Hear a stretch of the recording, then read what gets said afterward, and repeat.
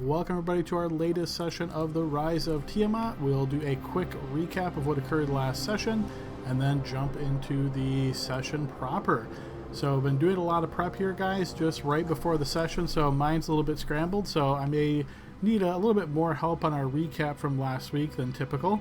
But from what I recall, when we picked up last week, we were actually still in the in Chuth's lair, as you guys had a sort of second session where you guys were in between different player characters. So this time it was Gale not being right with the party and some of the other party members having returned to Chuth's lair and started to kind of scope it out and see what was going on there. There were some additional lights that had been placed.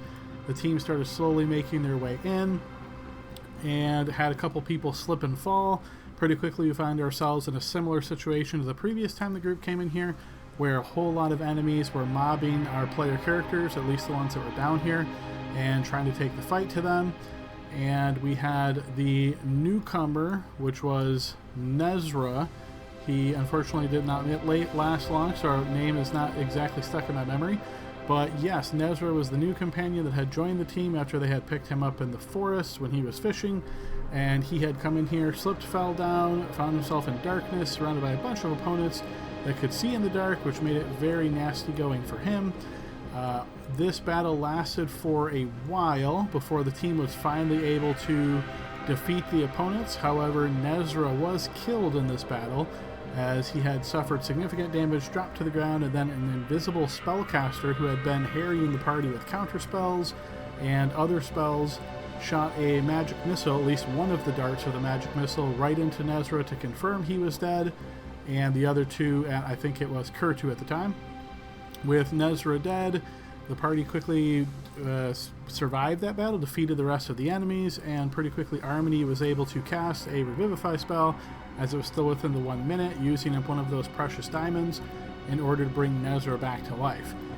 During this, or just after this time, the team did a little bit of healing, but unfortunately Nezra was still quite wounded. At this time, Armony and Hugo decided to sort of back off a bit. They had the team had rescued their friend who had been trapped in the stone here. So Zeno, which was the name he originally had given to the team eventually learned after he came out of the stone and had a very different disposition about him and how he spoke, that he was actually not a elf or a humanoid at all. In fact, he was a polymorphed dragon. And he had explained that he was sort of sent here to overlook the party, get a gauge of them, determine whether or not that they were truly good allies in the battle against the cult of the dragon, or if they were mercenary-like or something along those lines. He said that he would take the group back to the council when they were ready to go. The group members decided they wanted to more fully explore Chuth's lair here, see if there was anything else of interest. So Zeno and Armony and Hugo went back towards the entrance to await the team. The team then started kind of poking through different areas. The surviving elves that had been firing longbow shots had retreated back up to their original location and closed and barred the door. So when the team came around to try to speak to them that way, they obviously were very terrified. They did not want to let the player characters come on in. The player characters had killed some of their allies, of course, some of the other elves that the team eventually learned were pressed into service here and in the cult, though they did not do so willingly, but under threat of pain and death. So eventually the team decided just let the elves there on their own while they continued scouring this area. The team was able to discover an altar in the large room to the goddess of rivers. Didn't really interact too much with it, just sort of noted it, continued making their way on, found a sort of two-tiered chamber. One looked to be an area for bunks for sleeping for the cultist members, and the other was maybe like a planning or a dining area with tables, that sort of thing. A lot of odds and ends and human accoutrements here. The team, noticing all of this information, also took note that both Rasmus's body and the body of the dragon rider was not here any longer. So this seemed perhaps a little bit odd to the team. They continued moving on, eventually found a hallway that stretched forth. This broke off to the north and to the south. To the north, they discovered an area filled with storage, so a lot of crates, a lot of barrels, that sort of thing. The team turned to the south then and triggered a trap. This trap dealt some acid damage, if I remember correctly, so this was a glyph of warding type of trap. Blasted the team badly. Some of the team members were wounded by this. Nezra, of course, was already sort of low in health here from previously having been killed. The team decided to push on. There was some discussion about should we look for traps or what should we do, and there was not a real concerted effort to look for additional traps, I guess is probably the best way of summarizing that. The team pushed on, unfortunately did trigger another trap. They spotted that there was this chest on the south wall of the next chamber, and when they triggered this second trap, a sickly greenish ray shot down the entire hallway, enveloping the entire hallway. This struck into Gale and Nezra and Spectre, if I remember correctly. They all had to make saves for that. Unfortunately, Nezra failed his save, and this turned out to be a disintegration ray, and this did enough damage to take Nezra to 0 HP, which with a disintegration spell turns the individual into dust. So when that occurs, the only way to bring somebody back is through a very powerful spell, not something simple like Revivify, unfortunately. I believe Gale was significantly wounded by this, and Spectre, if I remember correctly, was able to evade this entirely, and luckily Kurtu wasn't even in the line of effect, so no chance of harm there. Now that the team realized that, oh, this is probably serious, they decided to back off. They went back and spoke with Zeno and essentially asked him for his help in exploring the rest of this area, knowing that he is a presumably powerful dragon. Could he aid them in going through the rest of the chamber here, see what he could find? He said, he would be fine with doing that, but he said, keep in mind that he is a representative of the council, so if anything is discovered that is of a particular importance, he will have to claim it for the council. The team members decided that was worthwhile because the risk was greater with him not there. So Zeno came back with the team and sort of led the way. His senses seemed to be incredibly potent. He was able to detect minute sounds and spot things much more easily than our team members. He, in fact, as the team came back to this sort of two-tiered area where there was a bunch of storage containers to the north, he said there are 2 people up there hiding. And then coming to the south, he looked around carefully, spotted this chest. I believe it was Gale that went to the north to look around for these 2 hiding people, but in this huge area of all these containers, crates, boxes, all that sort of thing, just a huge area of debris. He searched around looking for these people, but was not able to find them. Told the rest of the team that, and the team decided it wasn't really worth the effort of digging those 2 individuals out. Somebody mentioned that the team had never discovered the invisible spellcaster, but I think it was Spectre who said, yeah, but even if he's up there, who really cares? Not hurting us at this point. So the team kind of ignored that. Went back into the room with Zeno. In this chest, Zeno had approached the chest, and after opening it, seemed to be a bit surprised at what he had found inside. So he collected a particular item, which he sort of, I don't want to say hid from the group, but he pretty quickly put it into a bag that he held on his person. And so this wasn't something that was shown to the rest of the team.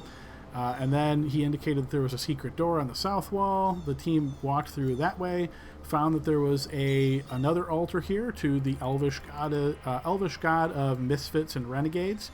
And there was a journal here, in fact, that was written by the leader here, who ended up being the writer of the Green Worm.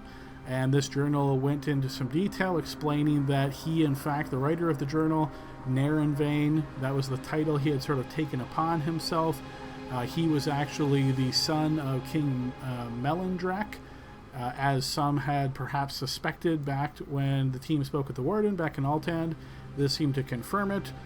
The journal went into some detail about how Narenvain, this sort of assumed name, had fallen out of favor with the king and decided to sort of go his own way, and he would make himself much more powerful than anybody would have suspected in the past. And he also went into mention that he seemingly was at odds with Severin, who is the leader of the cult of the dragon, and explained in this journal that the mask, the green dragon mask, had been taken from him and now is back at the Well of the Dragons. by Severin. That was sort of Severin's command to Narenvain. Narenvain went on to detail in his journal here that the other item that he discovered, which he called the crown, he said is much more potent than this green dragon mask, and before too long, but once he's able to master the crown's powers, Severin would be the one bowing to him. So this was perhaps of particular interest to the team. The team pushed on through another secret door, found the large chamber, which turned out to be Chuth's true lair. So this is the green dragon's lair. It was a very, very large chamber, a large body of water in it that allowed for some aquatic escape from this area. The team was very careful in navigating this area, but ultimately there was no real danger, though there was some treasure, not as much as you may expect from a dragon's hoard, but still a good chunk of change there. The team collected what they could based on their allowable weight, and then made their way back to Zeno to let him know that they are ready to go. The team was able to notice that both Hugo and Armony were no longer with Zeno, nor was the giant spider that Armony had previously summoned with her staff of spiders. So Zeno explained that he would take the group to the council now, and using some magic and touching on the waterfall, he sort of summoned the mist that was already prevalent here in the Misty Forest, as well as some of the cascading water down, and willed this bit of wispy air around the team and navigated them through. It was difficult to tell exactly what was happening here, but before too long, the team found themselves in a truly shocking area, which was a very massive area of like cliffs and sort of forests, where they stood on top of this airy sort of platform and found themselves before 4 ancient dragons. These were massive dragons. Each one was sort of perched on its own surface. Once Zeno arrived, he stepped away from the air platform, stepped up onto one of these perches as well, and assumed his dragon form. And the team now realized that when Zeno said he would take them to the council, he meant the Council of Worms, the actual dragon council, the metallic dragons. And the 5 dragons then interacted with the party, allowing them to ask questions. The team was able to learn some about the different dragons. The leader, the gold dragon Protanther, he seemed to have a bit of a beef with elves, wasn't a big fan of Gale, and seemed to discount much of what Gale was trying to say. You also had Tasmicala, which was the female copper dragon. You had Karnos, the female silver dragon. You had Nymeria, the male bronze dragon, and Eleuthera, the male brass dragon, or Zeno in his other form. So the team spoke with the dragons to some length.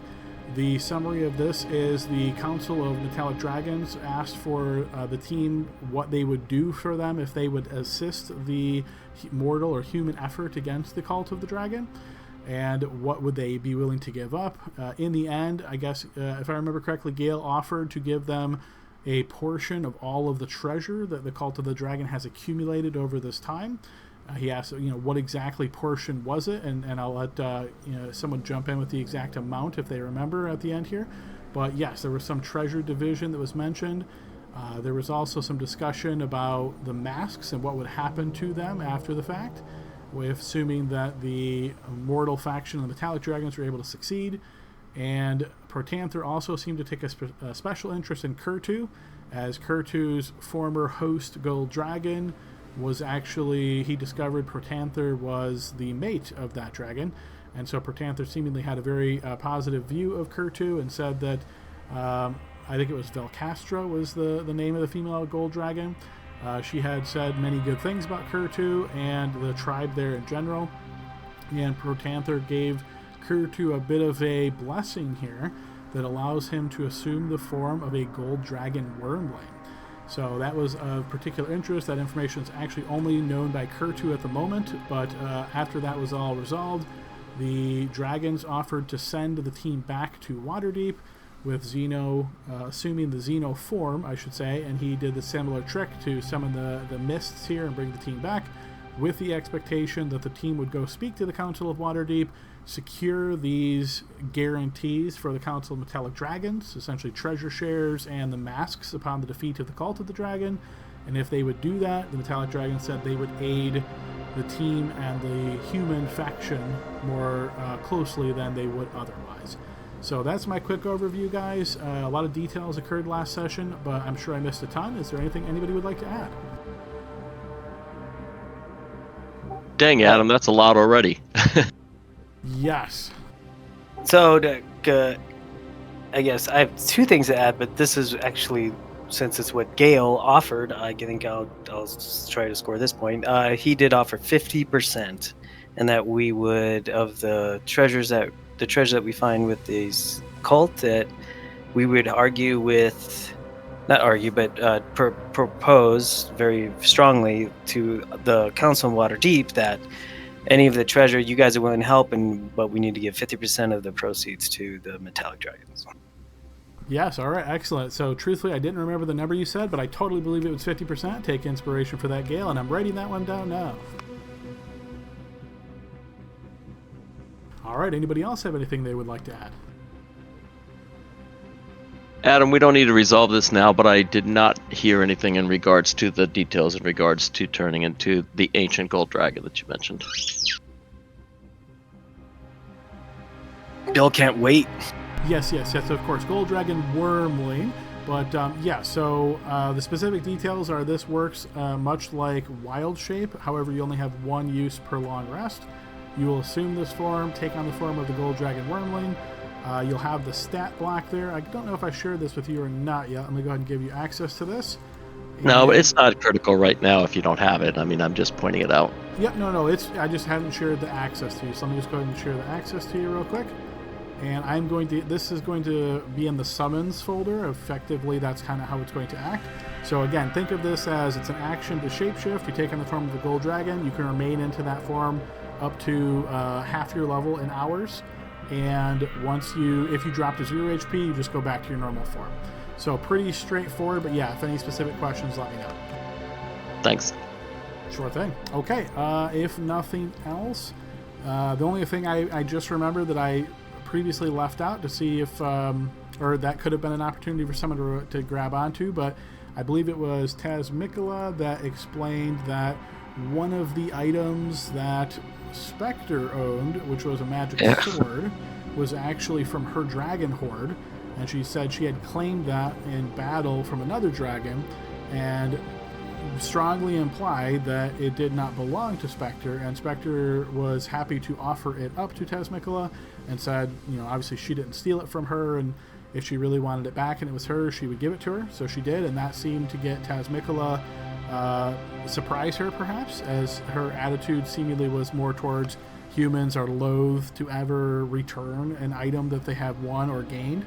So I explained sort of loosely to the players that the Council of Metallic Dragons here, each one of them has a different way of sort of winning them over, and exactly how well the group did won't be known until it's truly known. But obviously that was something in the group's favor. So with that resolved, let's go ahead and get the team back over to Waterdeep, where you guys were whisked back away by Zeno. And then, of course, we removed dead characters. Alright, so team, you find yourself back in the city of Waterdeep here, and think of this as very similar to with the teleportation you guys used with the fountain. So as the mists clear, you once again find yourself in this sort of town square nearby this fountain, the sounds of the city all around you.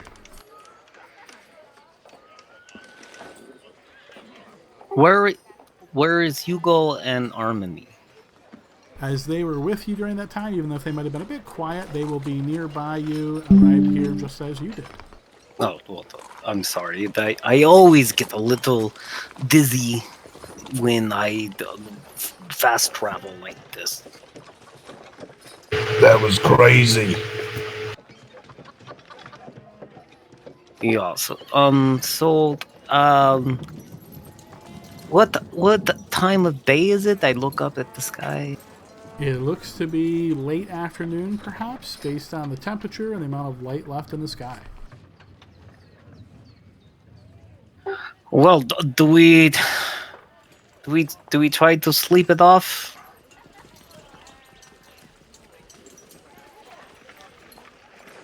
I mean, I got no magic left, so sleeping might be good. Or we might need to talk to the council or to Dala. Yeah, I think you are correct. We should probably probably go down and talk to her with haste. Agreed. She needs to understand that the dragons are in charge now. What? The new zealot Cartu has spoken. Oh my goodness. I He's mean, getting bigger head than Leroy has ever had. make sure that you let her know which dragons you're talking about, so she doesn't think you switch sides. All right, Kurtu? I will let her know. Well, remember, she's friends with one of them, so that's pretty easy. You remember which one, right, Kurtu? Since you are the leader, I'm sure you wrote that down.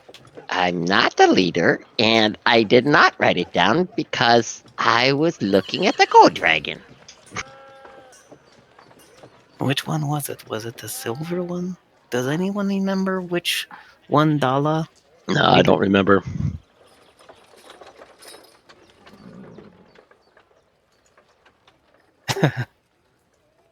Oh, well, anyway, maybe we should go see Dala. What do you think, guys? True.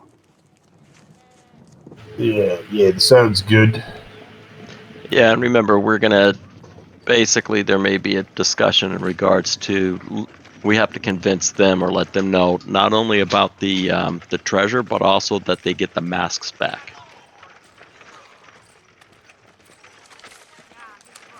I'm up for whatever our leader Kurtu says to do. I'm able to turn into a dragon, calling me a leader again. I don't blame you. All right, so it so sounds which like way the do we group go? has decided to make their way towards the bureaucratic offices and try to speak with Dala. Jess. All right, so you guys start moving through the city, noticing that it as much as you left it, there is a bit more people here than perhaps the last time you were here. It seems the streets might just be a little bit busier. You get the impression that there's more people that are perhaps refugees or just from not locals that are sort of filling the streets. But you make your way through carefully, knowing that any large city like this, of course, has some issues with crime. So you watch your coin pouches and so forth as you make your way carefully to the bureaucratic offices. Enter and find yourself in this area where there's many desks arrayed. You speak with one of the attendants there, and they let you know that they will let Dala know that you are here, and they will try to get her attention as quickly as they can. After about 10 minutes or so, once she returns, the attendant tells you, looking towards your group, unfortunately, Dala is incredibly busy at the moment. She's surprised that you have returned so quickly, and, well, she said if you could come back in the morning, that would be the best. That would give her time to deal with the immediate issue she's dealing with, and then be able to address your concerns. What? Or I turned to the group. Are we being dismissed? She's busy. She wasn't expecting us, so I guess that's okay. Wait, no, that's not okay. And what about that? I'm looking at my notes. What about the guy who told us? Oh, I have it. Hold on. I have an idea. What about if we talk to Setting Stone the Daleen? Yes. What about if we talk to Daleen? Excuse me, sir. Is Daleen around? Daleen, maybe I'm saying it wrong, but it's spelled Delean. You ask the attendant this, and you see she looks like a little bit nervous. Oh, I believe you're referring to one of the council representatives?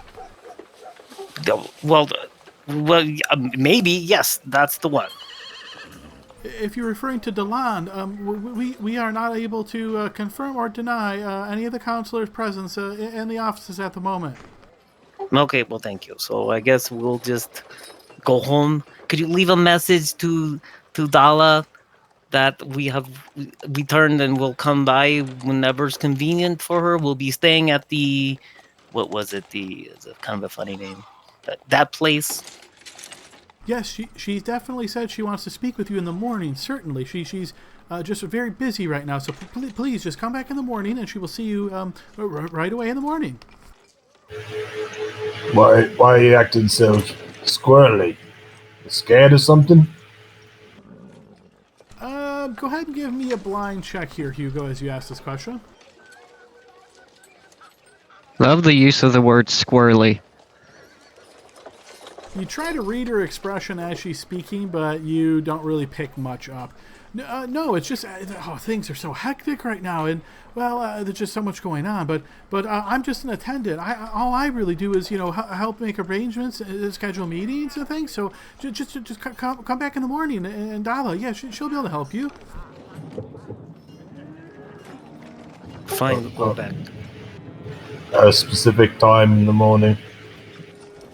Oh, she's usually in at first light, so I'm sure that'd be fine. Well, I don't get up that early. Let's say like 9. We're gamer time. But whatever time is convenient for you in the morning. She said she would just like to see you in the morning. So because she wasn't more specific, I suppose whenever is convenient for you. Hugo like shrugs at everybody else. Fine, okay, let's go. Thank you. We are going to walk away from you when I have this conversation. She looks at you kind of confused and then not sure how to react. She just, okay, and just goes back to her desk, sits down, looks at you, sees if you're still there, and starts pretending to write. Okay, that's good. She understood me just fine. You see, it's all about 80% of communication is how you communicate without the words. Anyway, yeah, I'm gonna ask. Do you guys want to go to the bank so we could sort out our money now that we lost the writ? And I don't know how that works. I forgot.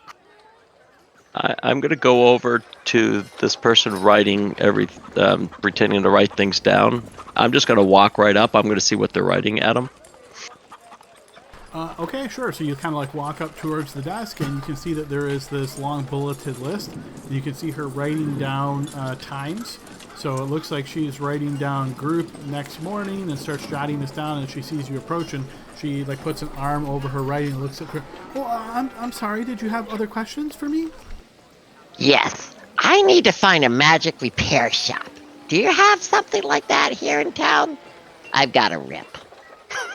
A magic repair shop? Oh, there's many shops out in the Sardi Square. I'm sure you could find something like that. I'm sorry, I don't know specifically.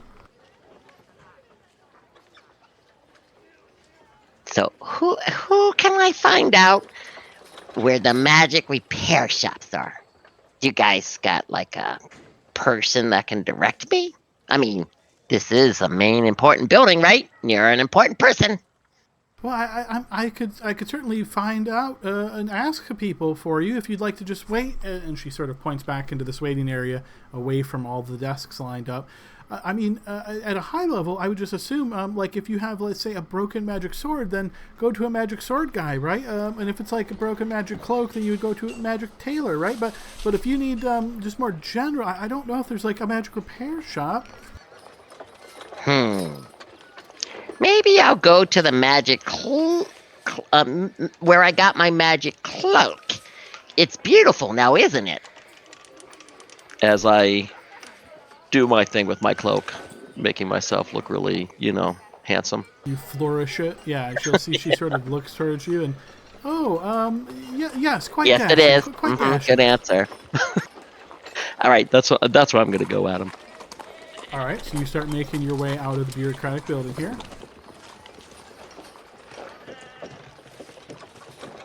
The rest of the group stares as you exit the building and start moving through the city to try to find the cloak shop, which you have been to before. Should not be too difficult to locate. The rest of the team, are you standing there? Or? Well, I watch him leave, and I'm just do we want to follow the dragon person? Nah, I'm gonna go to the tavern. I think grab an ale. Well, look, Hugo, I'd like to spend as little time with Gertrude like anyone else, but... What? I like Gertrude. You don't like Gertrude? Oh, you do like Gertrude? Oh. Yeah. Well, we should talk about the reasons over a why. beer. Yeah, that would be good. But so I'm going to go with the Gertrude, so if anyone else wants to come with? Yeah, why not? I mean, he's a big boy. He can buy a cloak on his own, as far as I'm concerned. But Hey, it's our bag of holding that has a hole in it, guys. That's all I'm saying. I'm gonna go get a room, take a little rest, rest my bones a little bit. I'm a little beat up, so.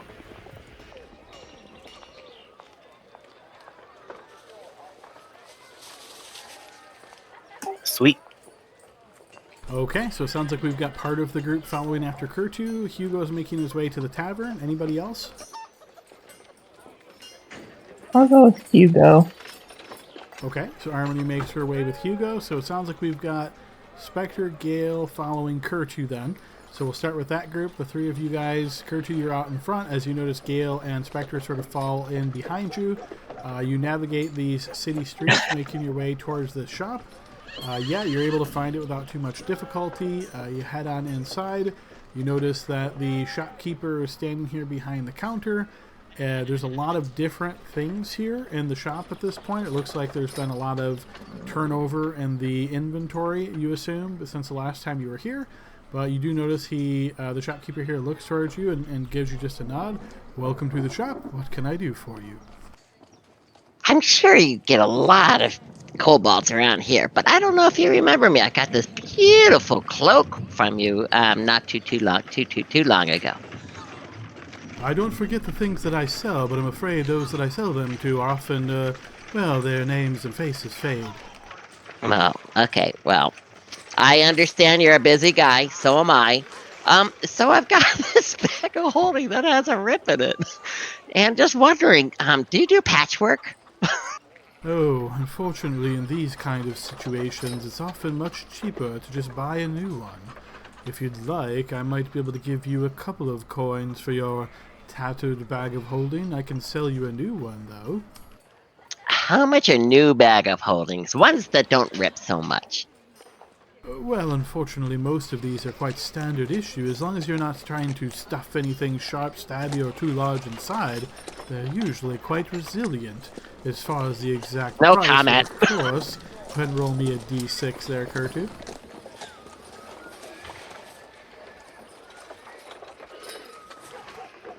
Our supply is a little overstocked at the moment, so I could let one go for the price of 200 gold pieces. Kurtu has a new bag of holding for 200 gold pieces. He now has 6 gold pieces in his persons. So Do you hold up the tattered remnants of your old one to see, as he has said he might give you a couple of coins for it? Yes, and this one here served me well, and it's been cleaned out. You see he takes the cloth with a significant tear in it, sort of like lays it flat on the countertop and eyes it. Oh yes, this would take some time, but this might be some work for my apprentice to give him something to do and learn the trade, so I could offer you 2 gold pieces for it. 3 and you got yourself a deal. Go ahead and give me a blind check. he just wants to feel like he's getting a deal out of this. Oh, well, it's more than I typically pay, but as I said, the boy needs work, so I suppose 3 is fair since you've just made a purchase. And he slides 3 coins to you. Perfect. And because I don't want to roleplay this all out right now, we will come back with the rest of the group and maybe buy some more stuff tomorrow, depending on how the bank goes. He inclines his head towards you. I would like to inquire on his goods that he has available in stock, since you seem like you said you had a lot in stock. So, what kind of accoutrement, arcanically things do you have for sale? Are you looking for anything in particular, or just the items I have most readily available? Well, if I look for something in particular, then I need roll a lot more dice, and come back next week or whenever. So, how about whatever you have on stock? I have a magical hand crossbow. I have a pair of boots of elven kind. I have one of the Ione stones. Potions of healing, of course. I have this very odd shard that was taken from a barrow of a vampire. I haven't quite figured out exactly its effects yet, but if it's something that fancies you, let me know.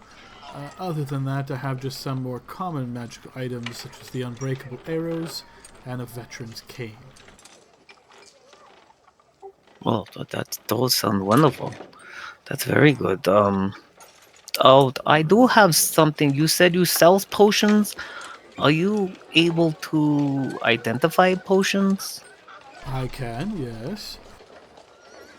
Well, so since I'm here, I have these two potions that I found somewhere. And, well, that's regardless. I don't know what the contents of these vials are. So I have the two. I have the two potions from the horde. The Horde of Chuff. Yes.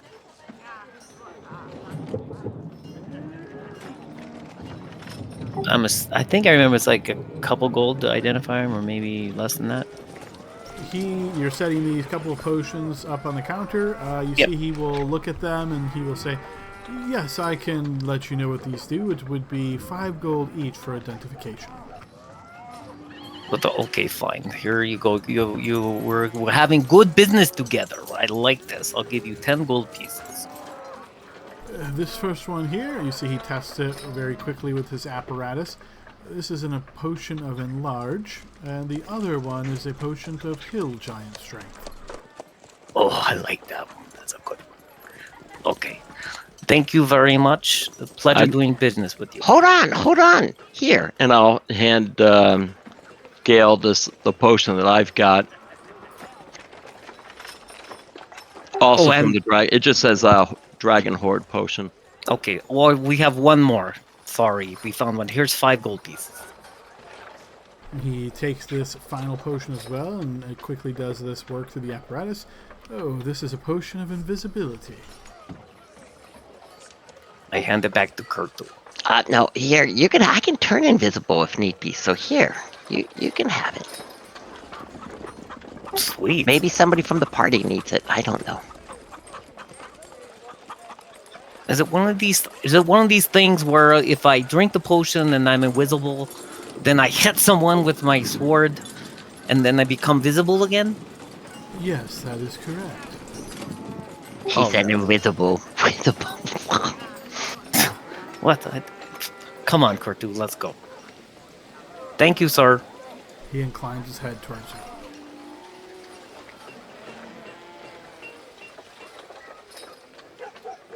Okay, so that is the shopping part there. Armini and Hugo, you guys make your way to the tavern. I assume you're just trying to go there, grab a drink, that sort of thing, and just kind of relax and unwind? Yeah, buy rooms, make sure we have enough rooms for the party, that sort of thing. Okay, yes, you're trying to get 6 or 5 rooms, so yes, you're able to do so. You secure that for 2 gold pieces per room for the night, so a total of 10 gold pieces needed. Okay. Here you go, we'll pay for it. Okay, excellent, yes, and you are then served, let's see, what is on the menu today here? It's going to be mostly mugs of beer, seems to be the most popular drink, and the folks here in the tavern seem to be choosing that more than anything else. So he was like, 6 mugs of beer, please. And then he turns to Armory. Do you want anything? Is there any elven wine in the cellar? You notice the innkeeper here, which looks to be a beardless young dwarf. He looks towards you. Elven wine, you say? Let me see if we have anything in storage. Thank you so much. You notice he kind of has this like wide-eyed expression, seemingly at all times. He like waddles down to the backside. You hear him shouting out to different people. After a few minutes, he comes back. Oh yes, we have something from a while ago. Can't say that it's the best, but well, it's elven and it's wine, so I'll bring you a glass. Thank you so much. That would be great. Okay, not too much longer. The drinks are then delivered to you. The beer is, well, it's beer. And the elven wine actually tastes to be halfway decent. It seems as though it's quite aged. You imagine this cask of elven wine has probably sat here for some time, as this particular inn doesn't draw a whole lot of higher clientele or perhaps elves in general, so this seems like it's probably just been on stock for a while. Hopefully it doesn't cost me too much. No, he will simply charge you a silver piece for your glass of wine. Got it. For the 6 beers, that will be 2 silver pieces for you, Hugo. Okay.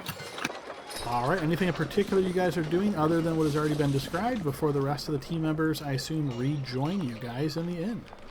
Yeah, we're not. short I'm not rest. planning on going there yet. Okay. Yeah. So, Hugo, Armin, anything else you're doing in the inn? Hugo's just trying to short rest because he's not full HP. Okay, sure. Yeah, that should be no problem here. So feel free to restore your HP. I will burn one of your short rests. Armony, same for you.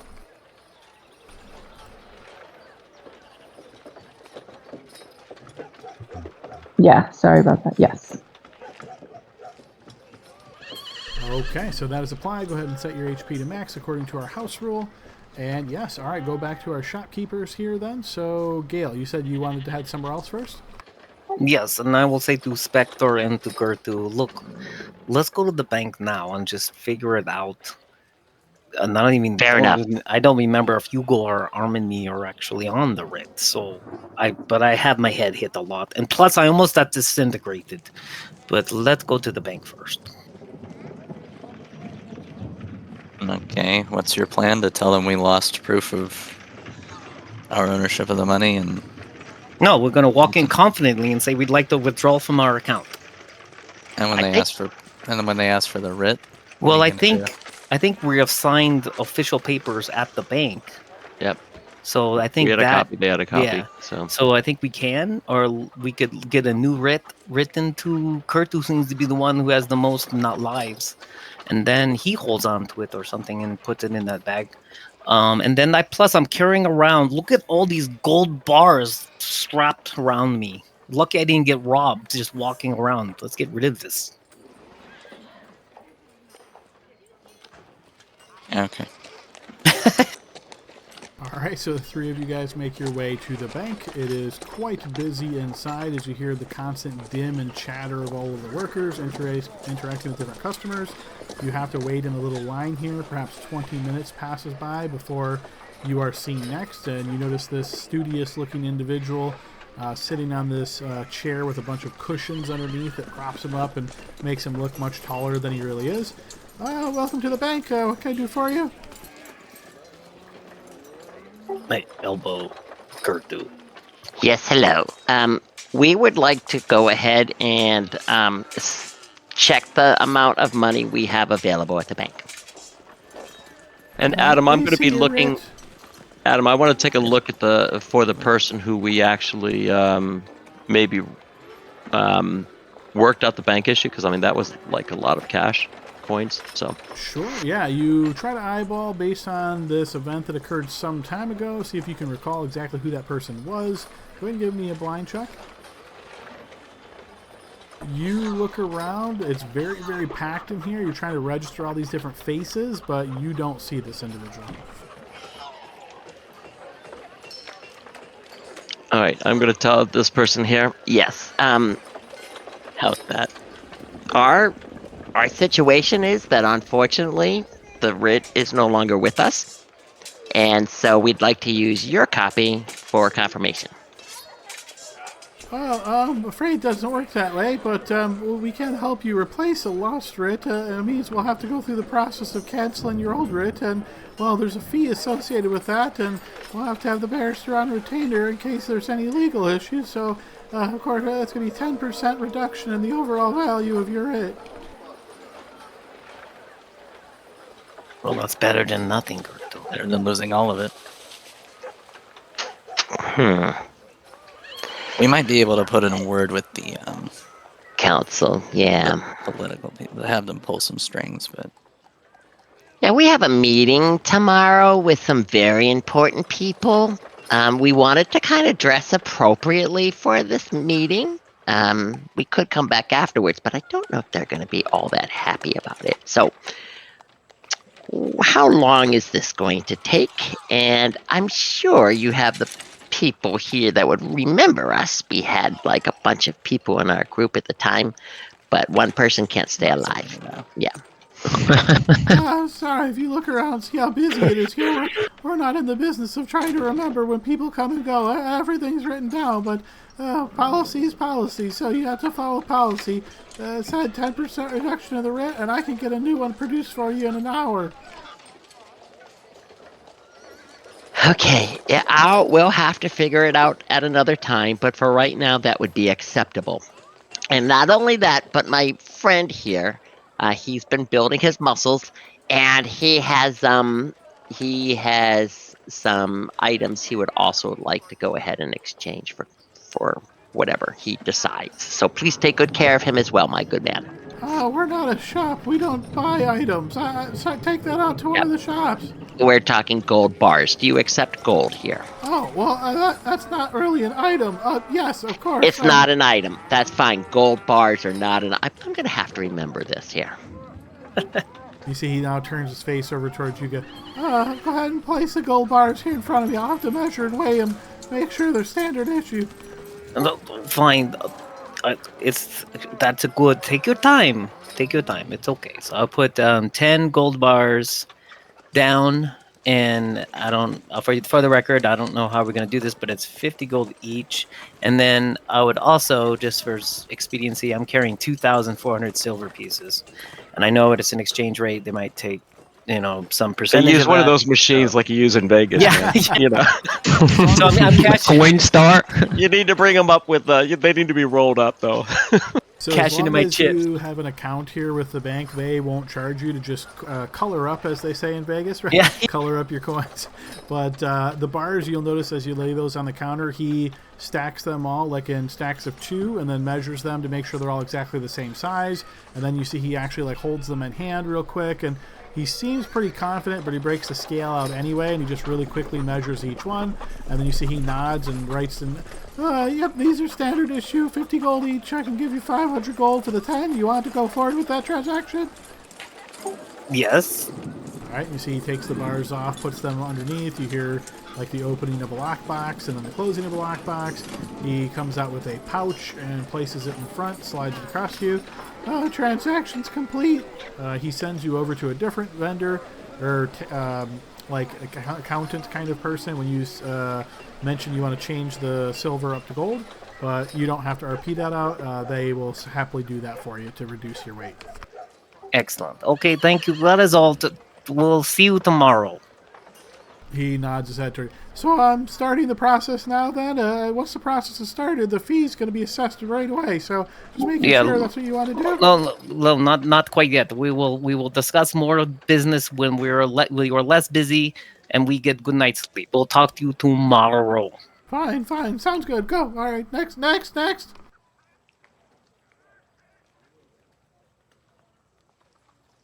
All right. Is there anything else you're doing here before you wish to make your way back to, I assume, the inn? Yeah, you ever considered robbing a bank before? Yes. No. Oh, okay. Well, I have a potion now. That would be really important to use. We'll wait for them to turn the lights off and we'll come back. It's okay. What we do is put a basket on top of his head, and then we could walk around the shop to take everything we want. Someone told me that. No Skyrim reference? Come on. I get it. This is not as funny as I thought. Okay, let's go back to the tavern. All right, you make your way back over to the tavern then, where the rest of the team is, and you guys all rejoin as you're sitting down at a table here at the tavern. Other than getting some food and drink, feel free to deduct, say, a gold piece each now for your meals, and they'll throw in some drinks there as well. Do some quick and easy pricing. And the rooms have already been paid for you. Is there anything else particularly doing other than enjoying and relaxing and getting your long rest in for the morning? Yeah, Adam. I also had 125 of party loot on my character sheet, so I'll just go ahead and divvy that up with the 5 remaining people here, 25 gold each. Okay. And I will do the same with the 10 platinum and 120 gold we got from the pile. So that's 2 each and 24 gold. Yep, and I totally rely on you guys to manage your own funds, so as long as everybody's on the same page and knows what they have, sounds good to me. Jordan, did you say Wait, what were you guys 24? saying? I was typing. What's going on? So I had 10 platinum and 120 gold that we took up from the pile. Divided 5 ways, that's 2 platinum each and 24 gold each. Okay. And I had 125 gold, just gold pieces, so that'll be just 25 each. I do some quick maths here real quick. Don't forget, So you can use 49 Roll20 gold? to do math if you wish. Roll 20 does everything. I went to public high school. I can sort this out. Okay. Out of here in Baltimore, I think it was. We would like Roll20. We would thank Roll20 for their excessive algorithms to help us do math.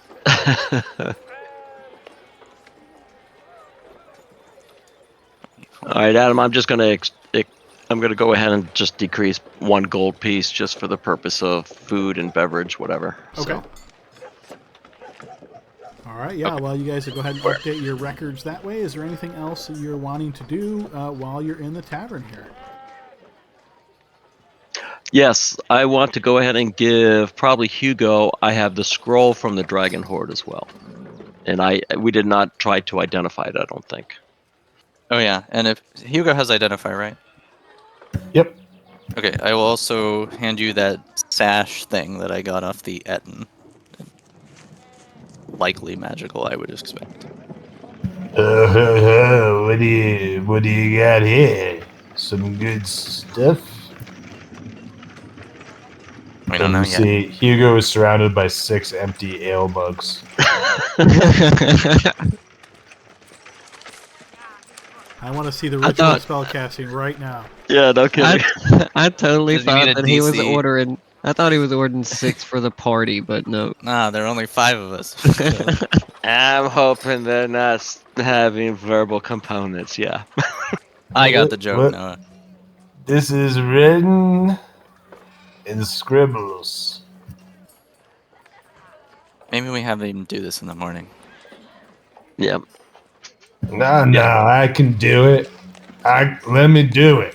I can do it.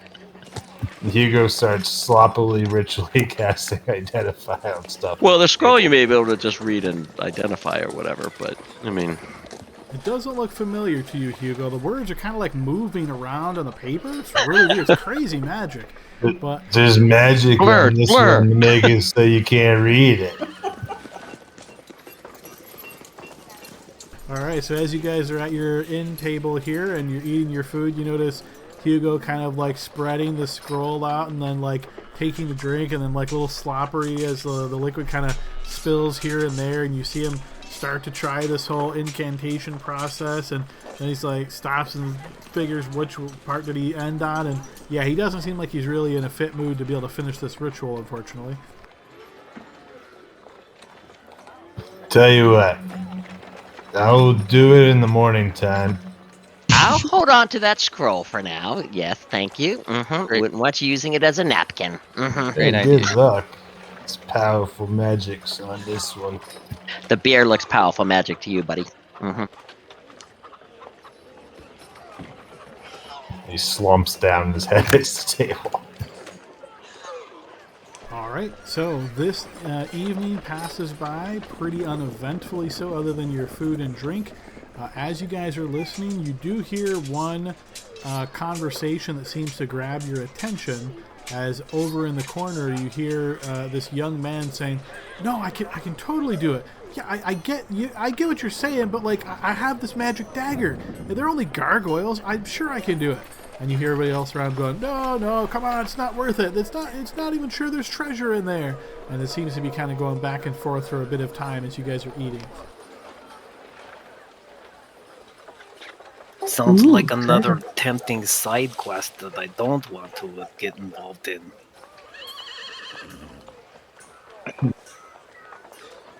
All right, so as you guys Maybe- sit there at the table, oh, go ahead, Spectre. I What? was gonna suggest, Yale, don't you have a way to size people up? Does that kid look like he can take gargoyles? I have to observe. Yes, I can. Let me size that dude up. Adam, I want to see if he is any good at strength and current hit points. He will be inferior to you in both of those things. Doesn't he look like a scrawny little fucker like that scene in Mass Effect where the kid signs up to be a mercenary and everyone tells him to fuck off? It's always difficult to gauge humans' capabilities because, obviously it's all knowledge and skill based. So I would say if you want to try to get a sense of him, I would give you an insight check at disadvantage just because you're not witnessing him in combat or anything like that. Just sort of watching his body language and hearing what he's saying. Maybe if you can get a guess.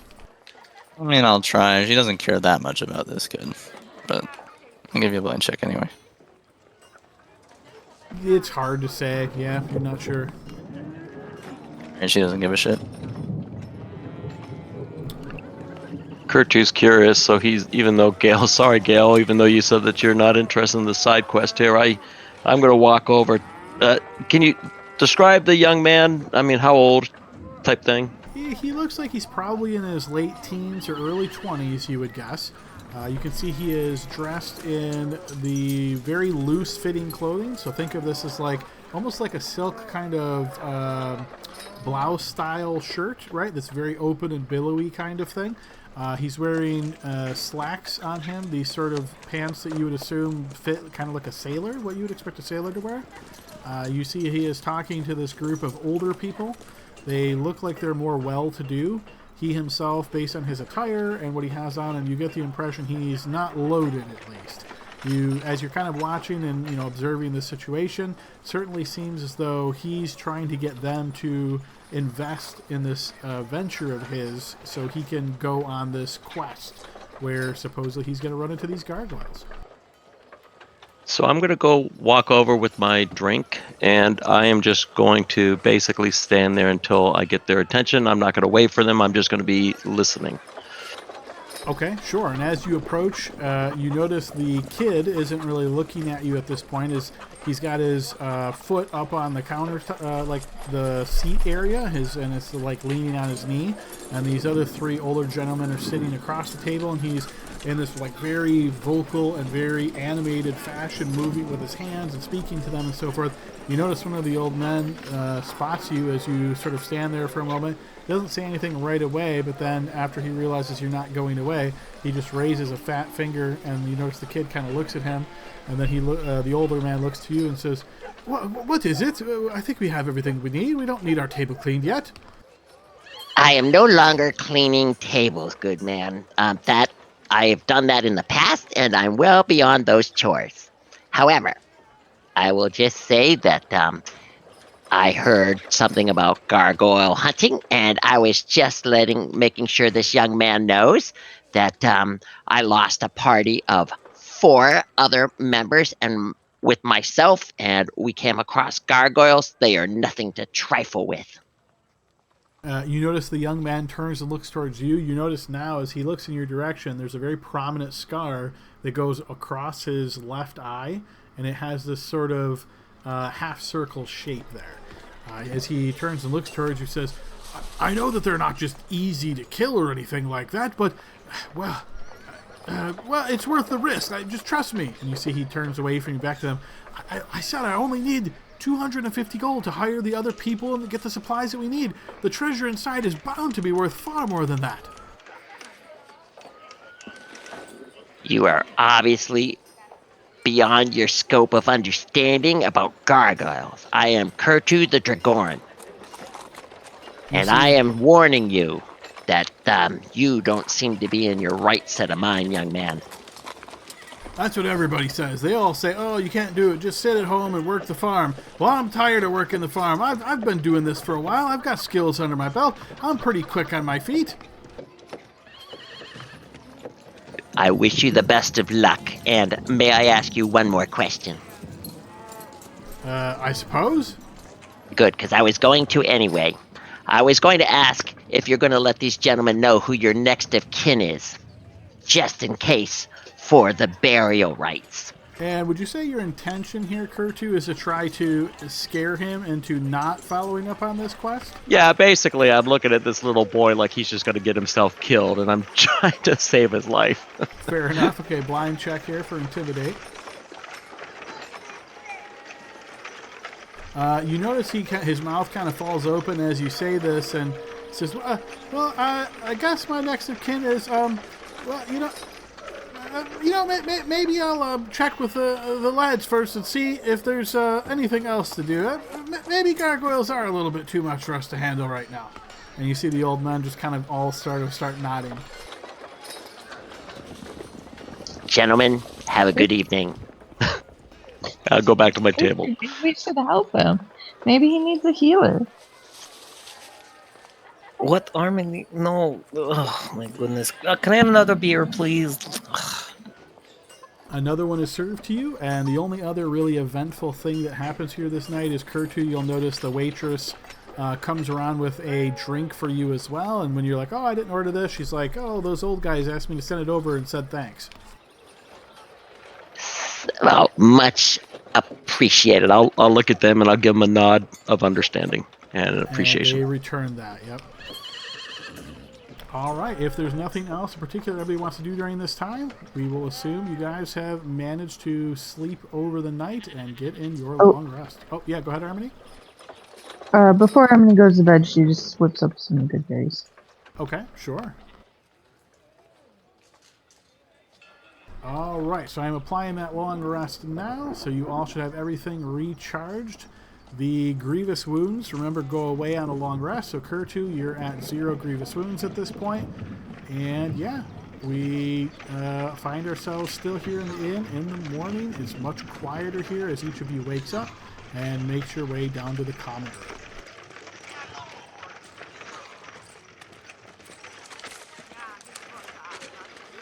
Spell slots, I love you so much. All right, I refreshed you guys' tokens, so I'm just going to drag new copies out here on that, but that's just a little technical thing. Anything you guys are doing here in the morning other than making your way back to the bureaucratic offices?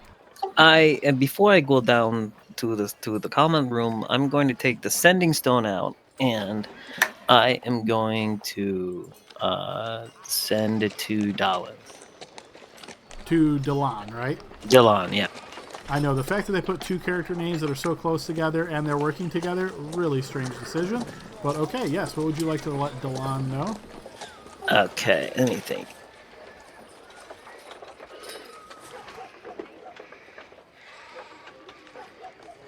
I'm going to say here's what I'm going to say. In Waterdeep, about to meet Dala. Green Dragon has been expelled.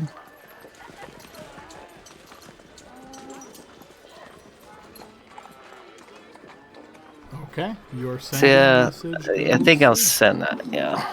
All right, like you're typing it out in a text and counting the words, yeah. It goes through, and the response you get pretty quickly is, here as well, meet you there.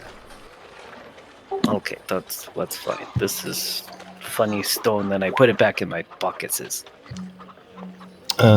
Before we leave, I guess Hugo will wake up and identify the stuff. Okay.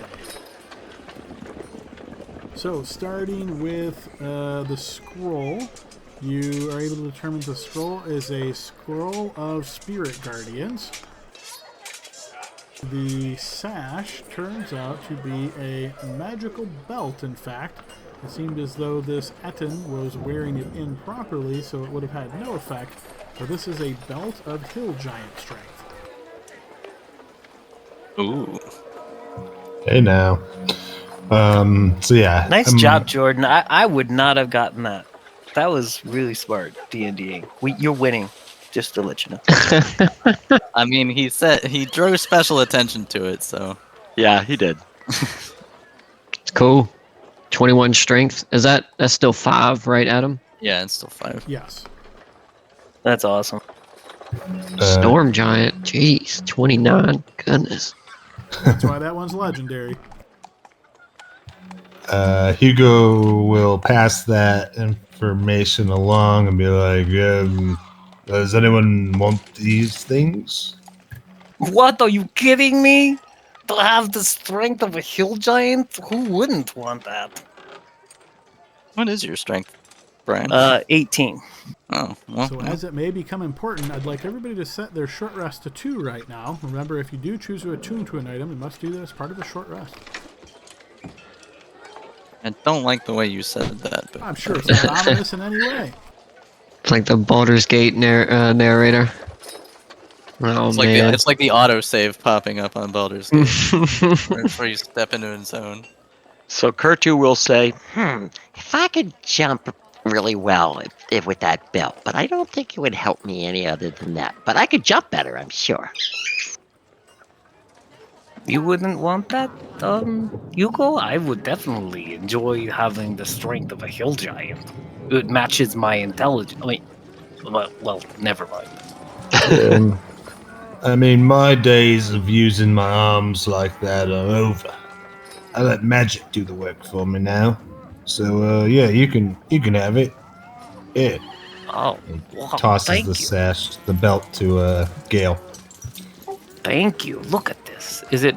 I'm sure it looks like an Enton sash. So it's not like glamorous, which is pretty cool. No, it doesn't look like it belonged to the Ettins. It's a little bit filthy and nasty at this point because it was worn by an Ettin. But you think with a bit of cleaning it up, the weird part is it's really, really large. But your friends that are more familiar with the way magic works might be able to tell you that frequently in these kind of items, once you attune to them, they resize to their wear. Gale, you gotta eat a big, big breakfast in order for this to fit you. Really big. Like till you feel a little nauseous, alright? And well, then I clean it up for you too. That would be awesome if I could spend an hour eating and then getting to know to resize the belt to understand its usefulness. Do you guys want to do can I do a short rest, Adam? I don't mind burning it to have that thing. You sure can, yeah. As long as no one's trying to rush you out the door, everyone's good with just waiting here. You all don't have to spend a short rest, but Gale will in order to attune. More time for some more eggs and fish. That's how I look at it. Okay, sounds good. And Adam, for clarification, spell scroll rules, you can only use it if it's part of your list, right? So Unless you have a special ability that says otherwise, that is the general rule. So he'll hold up the scroll and say, I don't think I can really do this one. This is more of a holy person. So if any of you holy characters want it. I look at the room and look. I don't know if any of us really are. I mean, Gale was holy for a while, all those arrow shots, but, you know. That had nothing to do with casting. That was bad damn luck. Yeah. The spirit of Eric fills me with a guiding light. I'd be happy to take a closer look at that. Oh, Yep, it's yours, as far as I'm concerned. Just remember, that's kind of close range kind of stuff, But, hey, have it. All right. Here you go, Harmony. So then I will also give you, Hugo, 2 potions of hill giant strength. Because I don't Wait, need who them do you anymore. give it to? To you, to Hugo. Right? Okay.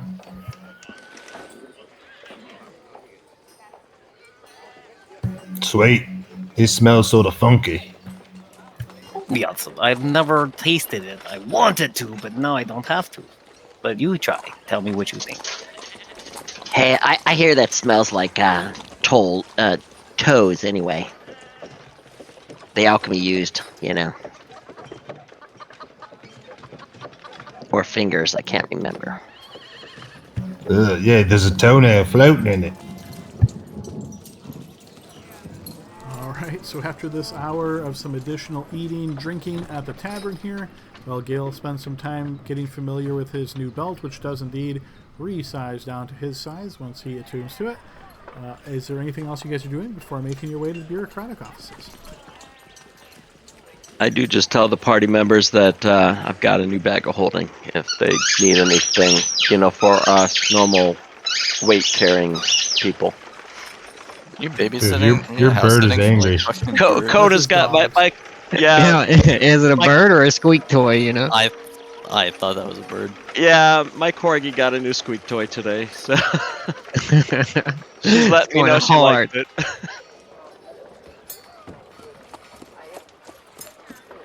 All Yeah, right. let's go see Della.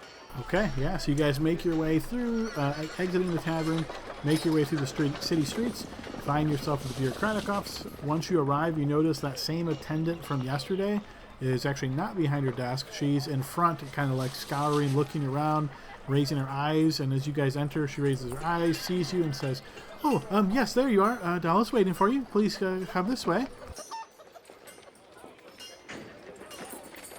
She leads you back through these different, like, sort of hallways and takes you to that same spot you've been before. Opens the door. You notice Dalla sitting behind a table here. She raises her head and sees you all and gives, like, a slight smile and a nod as the attendant ushers you all in and closes the door behind you. You notice there is definitely a different look about Dalla here today. She has a bit more of a, perhaps, weathered look on her face, or maybe she just didn't get a lot of sleep, or is just very stressed out, perhaps. But yeah, she looks a little bit worse for wear, you might say. And you see she looks up at you with a bit of tired eyes, perhaps, and she says, "Oh, welcome back. You made much better time than I expected."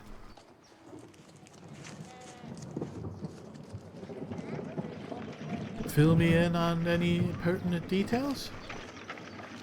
Adam, I want to look at her just to make sure she's like not an illusion. The doppelgangers. Coming Yeah, back someday. could be. Well, that I won't be able to tell, but I would be able to tell if it's an illusion. Illusion. You have to make a saving throw if it's a illusion thing. So. Well, it would depend on the particular type of illusion. So it sounds like what you're trying to say is you think Kurtu might think this is an illusion, is trying to like disbelieve that it's an illusion? Yeah. Okay, sure. Go ahead and give me a blind check. This roll might matter. It might not at all. It might not. Who knows?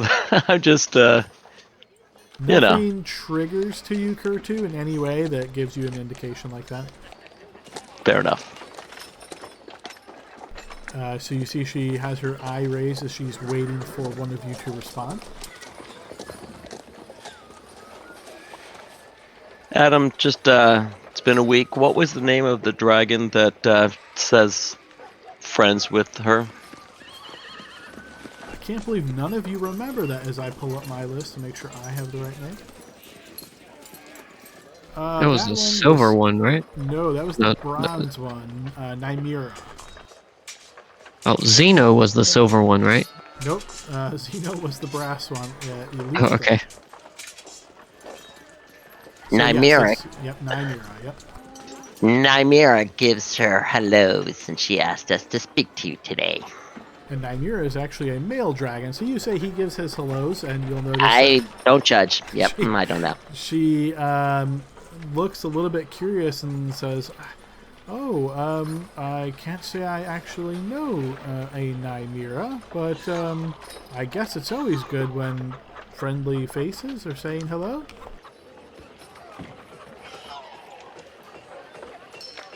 Nonetheless, perhaps we should talk about what has been good. And suddenly you hear that there is a knock on the door, and you see her face goes from tired to angry almost immediately.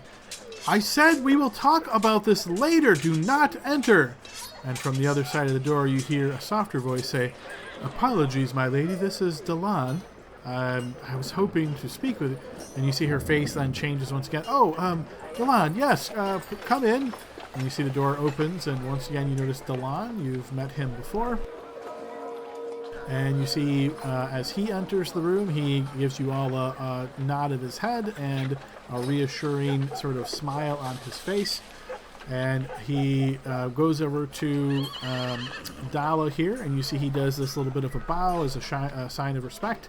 And you see she smiles and just kind of pats him on the shoulder as though a friendly greeting between acquaintances. He sits at the table as well then, and she now looks back to you all and she says, "Well, now that Delan is here as well, that is good news because, of course, last we spoke, you were on your way over to the Misty Forest, and you were there to discuss or discover what exactly had happened. Can you fill me in? And feel free, guys, if you don't want to go through all the details again, you can just say, we fill her in, and I'll assume you're being very honest in your answers. Yeah, I vote. I just vote that we completely be honest and tell them both everything. Any disagreements?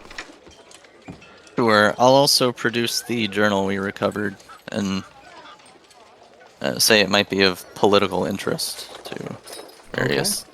And this is obviously the personal journal of the prince, right, of Narenvain? Yeah, of the Worm Speaker. Okay.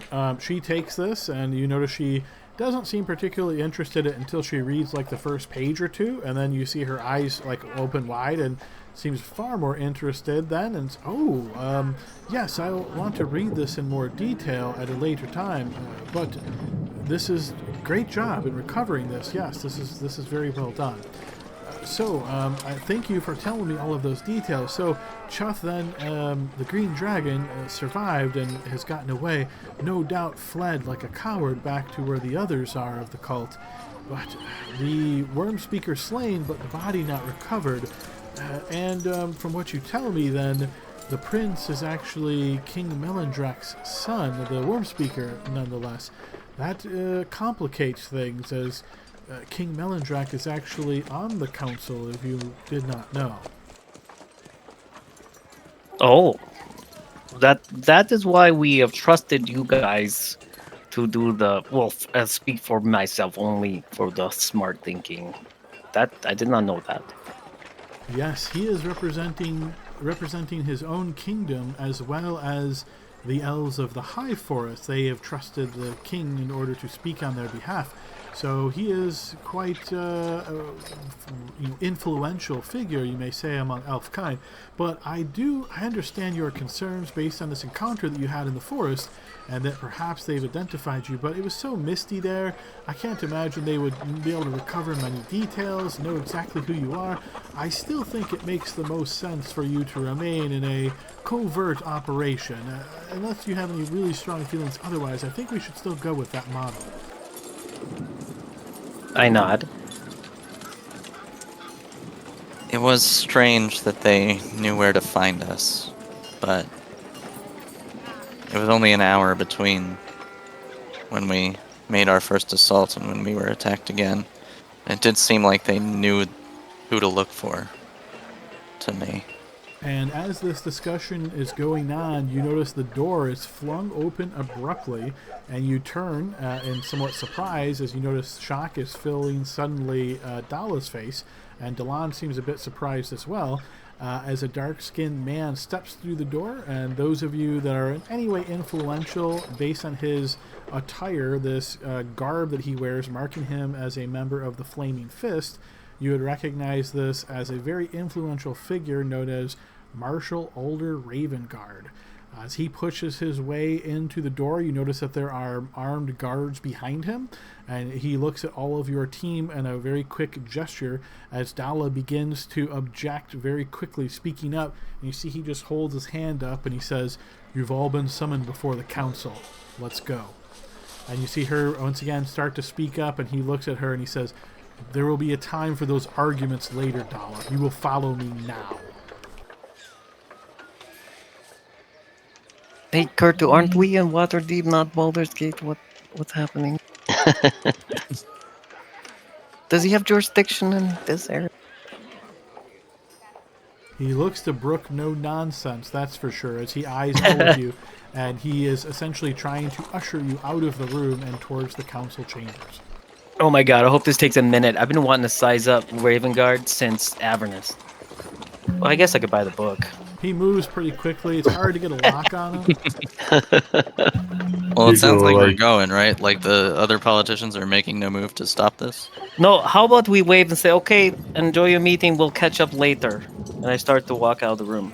The guards are completely blocking this area to the point where you would not be able to leave without them moving unless you do something magical or something like that. But he is clearly intending for all of you to follow him. You see Dala is trying to sort of object here. She's like kind of voicing, but she is silenced after he says this. And you notice Dalan just looks at her and he says, "It's not worth the fight now. Let's just go. This clearly there is more influence behind the marshal at this point than there was with your plan. And you see she doesn't seem very happy with this, but she stands up and Delan stands up as well, and they look like they're willing to go along. Yeah. So I'm going to look at Hugo, and I'm going to say, Master, in my very cartoonish voice, I'm going to say, Master Hugo, are they allowing your servants to go too, or should I stay behind? Hugo will look quizzically at the flaming fist guy. Or are they already moving it through? No, he is clearly waiting for your team to start moving. So if you're looking at him in kind of a questioning way, you see his his face does not change at all. He is still just essentially pointing down the hallway. Do our servants as well? His face doesn't change expression at all. He just says, "Everybody, this way." I'm so excited. I don't normally get to go into the big boys' table. Stop talking so much, servant. Yes, sir, Master Hugo. First rule of everything: don't talk to cops. Respect your elders, and Hugo will give a playful slap to the back of Kurtu's head. And then shrug at I have everybody a else. high deception roll for a reason. All right, so you guys start making your way out of this room here. You are in between guards both in front of you and behind you, walking through this narrow hallway and leading you off. I assume that was just a joke there. Find familiar. I thought it was polymorph. Find familiar, was that an accidental click? Maybe. Okay. I made it lose. So you guys can. Sorry, was that? Yeah, go ahead, Army. Yeah, sorry. I'm clicking on my phone, so I accidentally double-clicked it. Okay, yep, no worries. All right, so yes, they lead you down the hallway here, and you end up getting walked or escorted, you might say, into this much larger room, much more elegantly decorated. You can notice several prominent figures sitting around this table at the moment. Hey, Adam, can you remind me which one did she say was the king that sits in the council again? King Melendrak. Melendrak. Okay. All right. As you are brought before the council here, you notice Alder Ravengard, who I'm pretty sure is supposed to be this guy here. So that's just one artist's depiction of what he looks like. Or you guys might not have seen that. Yeah, there he is. As you're brought before the council, you notice they are all speaking quietly amongst one another. It doesn't look like it's something formal at the moment. It looks like perhaps they are in between their conversations, perhaps. And as you guys are brought before them, you're kind of out. This is a much larger room than sort of depicted in this image.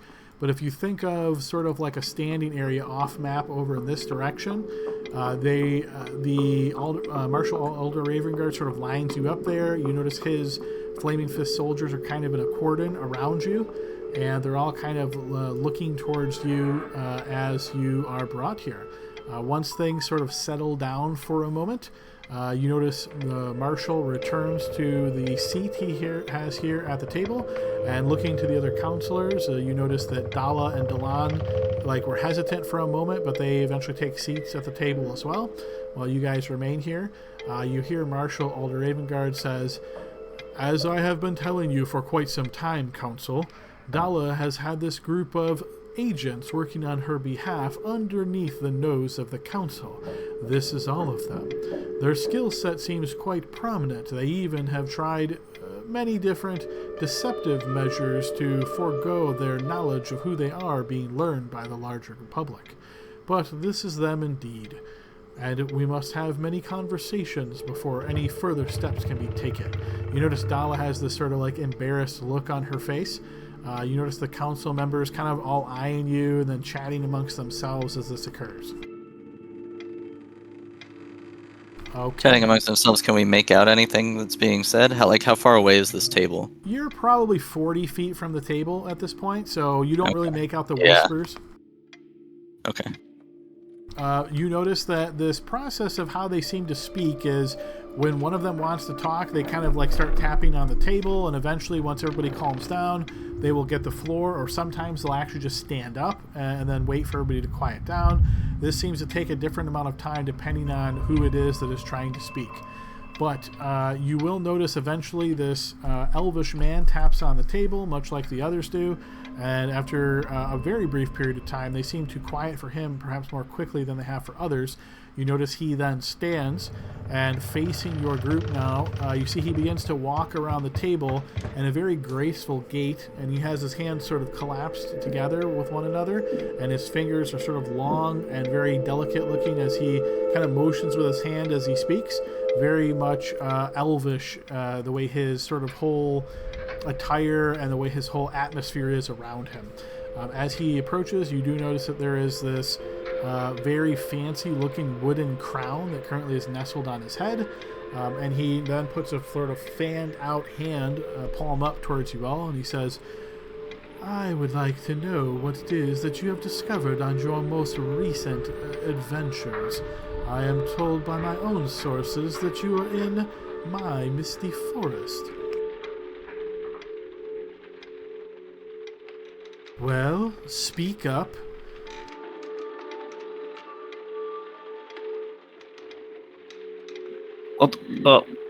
Well, that is true. Though we were in the misty forest. And? Well, sorry, Kurtu, go ahead. And we found the lair of the green dragon, and we fought him, and he chased him off. And we have their lair. Did you discover anything of particular interest in this lair? As I'm sure you're aware, it was likely used as a strategic area for which to launch attacks against the villages in the Misty Forest.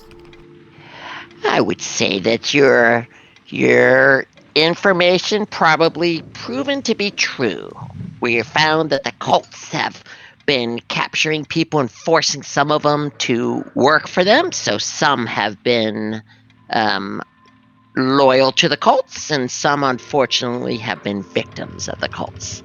And so they have a lot of area in there with some stolen items. There was a mage, and there was some probably 50 to 80 people, and we were able to defeat the majority of them. And that evil dragon, yes, a dragon, I say, and we lost a couple of our comrades, but we have come here to tell you about it. And you notice he looks at you as he cocks his head a bit and raises an eyebrow. "Oh, you have come here to tell us about it. You were not just escorted by a military escort and brought here against your will. How interesting. Is this the great deceptive skills that you refer to, Marshal?"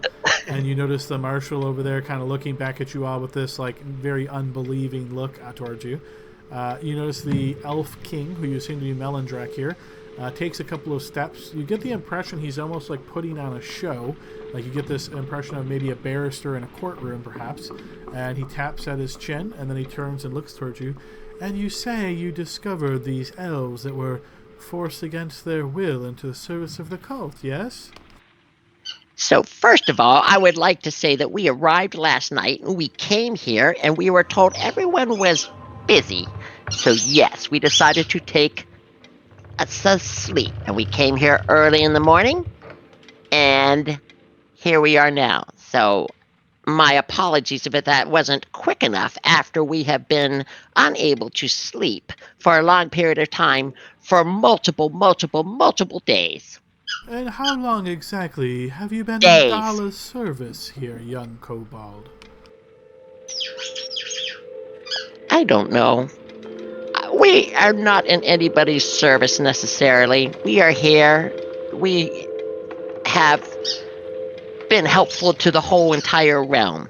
Not regardless of, although we have had communications with her, we are here to help the scourge of the evil dragons.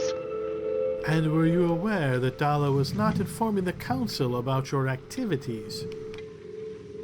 That is not of our concern. That is of your concern. We are doing what we need to be doing.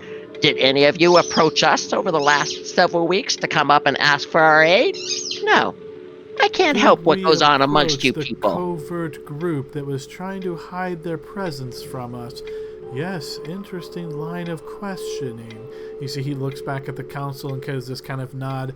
But those affairs are not what I wish to know at this moment. I am King Melindrak of the Misty Forest. You have been in my domain, so I ask you to speak truly and honestly and fully. What did you find exactly inside of the lair? Anything of significance as far as who was the mastermind behind these attacks? Well, so here's the deal, sir. We don't know what Dala's doing with her life. We are here on behalf. If she's not whatever, I don't know. That's between you and her.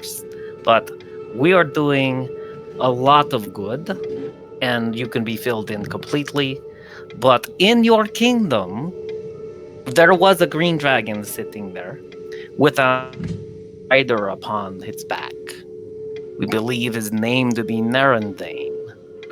He fell in the battle, but the green dragon we suspect has swooped him up along with our fallen comrade Rasmus.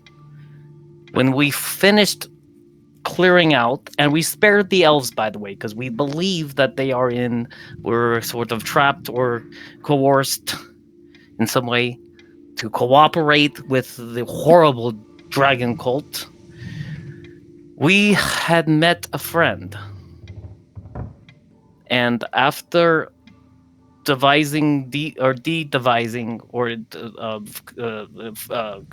defeating traps, we did find a chest. Now, the friend who helped us, his name is, and I say it, Adam, what's Ilanthor, the dragon that helped us? I'll say the dragon name. Okay, Eleuthera. Eleuthera,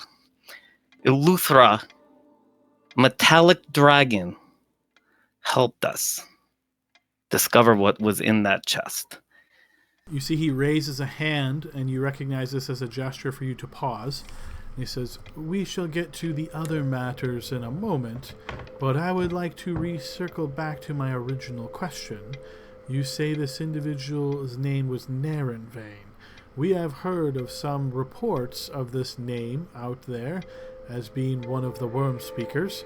And did you learn anything about his lineage, his background, where he came from? Is he just some random individual or somebody more influential? Some of my reports have placed him as a local noble or influential merchant."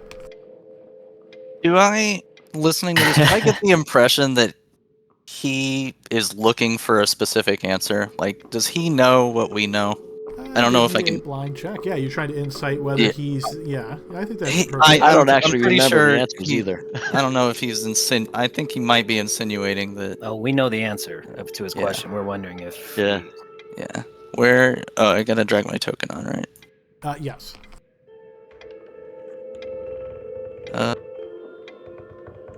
Did not work. Let me try again. There we go.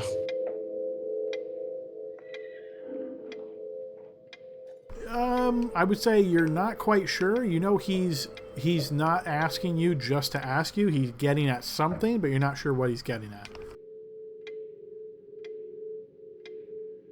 Okay. So he was still speaking with you, Gale, as this occurs. So he sort of looks towards you, waiting for your answer.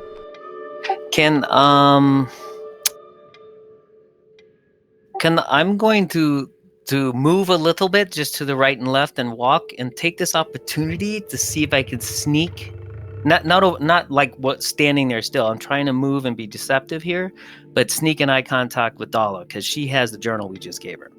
I want to see if she's going to nod or shake. So she's basically been watching you this entire time, right? Like watching your group, and whoever's speaking on your side, She is looking at that person. You don't see her giving any kind of gestures, but you also notice many of the council members, in addition to looking at you, some of them are looking directly at her and Delan as well. So you get the impression that anything she would do right now would be obviously observed. Okay.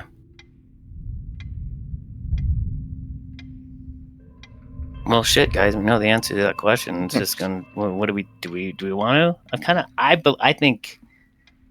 Yeah, I don't know, Adam. You give us like 30 seconds, but I don't mind. Sure, if you want to take 30 seconds out of character to He's discuss. standing there. Oh, it's out of character. Sure. I was just gonna say we just stand there staring for 30 seconds, having a telepathic We huddle up. Yeah. argument. 1 second. Yeah. Huddle. Team meeting. We got hit F5 real quick. Okay. I say that we say we found the journal and let Dala produce it. That's my... That's fair enough. I don't remember some of the like where this person came from, kind of thing. So I mean, it's his son. Darren Baines, this guy's son. Oh, Yeah. Okay. So All right. I don't know whether he's trying to bait us into like saying that though, to like make That's why it seem like we're against him, or We could let I don't Dala know.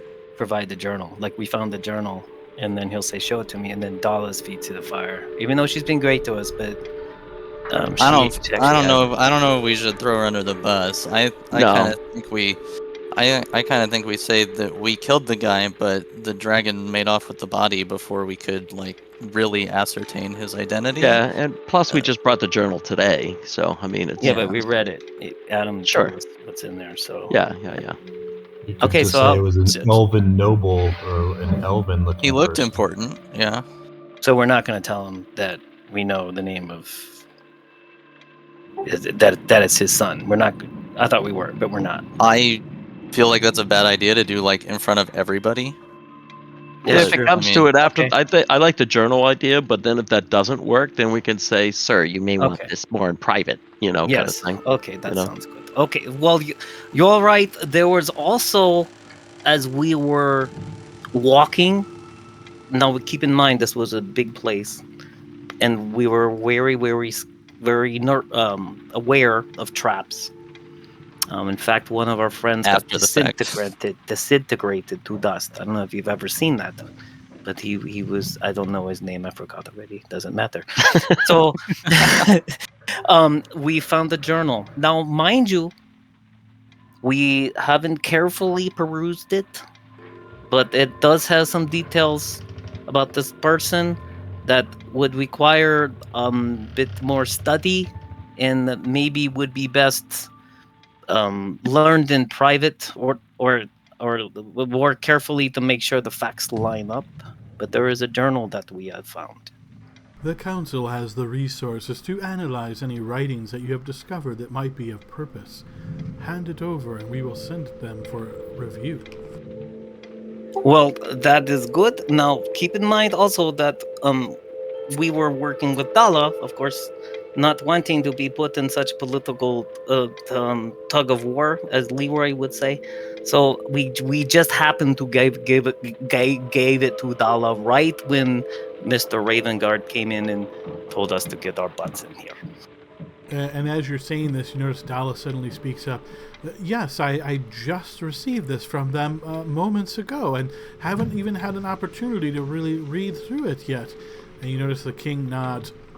I see. So you are locating things, items, materials, and bringing them back to Dala and not informing the council. And you see he now turns towards Dala on this.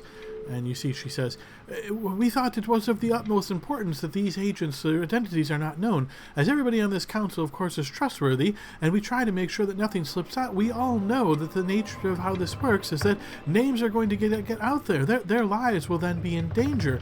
I was trying to leave that step off for as late as we could. And you see he just kind of does this like tisk, tisk, tisk sound, and then starts walking slowly back over to his seat. As he returns sitting down, and you notice the other council members begin talking again briefly to one another. You see a couple of them seemingly looking like they're going to stand and speak at different times, that sort of thing. You notice eventually the next one that seems to get most of the attention here looks to be a half-elf who's dressed very plainly. You notice that he stands up, and after he gets their attention, he says, Well, I would like to ask these individuals some questions myself. I represent the Harpers. I'm sure you're all familiar with this organization, and you know that we do what we can to try to fight against the evil threats that suffer against the Sard Coast. In your journeys, what you have learned here, do you have a target or a goal of what it is that you're trying to do next? We are all trying to get as much information as we can, and I would like to know what it is that you have learned or what your plans are. And you hear some other council members start balking at this as though he's treating you too well, perhaps. But you notice they eventually quiet down as he has the floor. So he kind of steps a little bit closer towards you. Well, do you have anything that you would like to share? I look around to Spectre and the group and everyone and Harmony, and I'm like, I got the map of. I didn't say this, but guys, I have the map of the wormhole. That's our next thing. So I look around for confirmation or not. Yep, I'll nod. And I just want to make something clear to your eminences here. The Green Dragon was destroying villages in your wood. And we put a stop to that.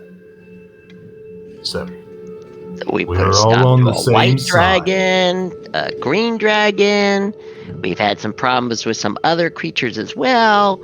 And so, yes, our problem specifically is that the evil dragons that follow Tiamat are trying to conquer parts of your kingdoms. You notice this half-elf that is currently in front of you. He sort of nods. Yes, well said. Of course, the council is very well informed on these matters.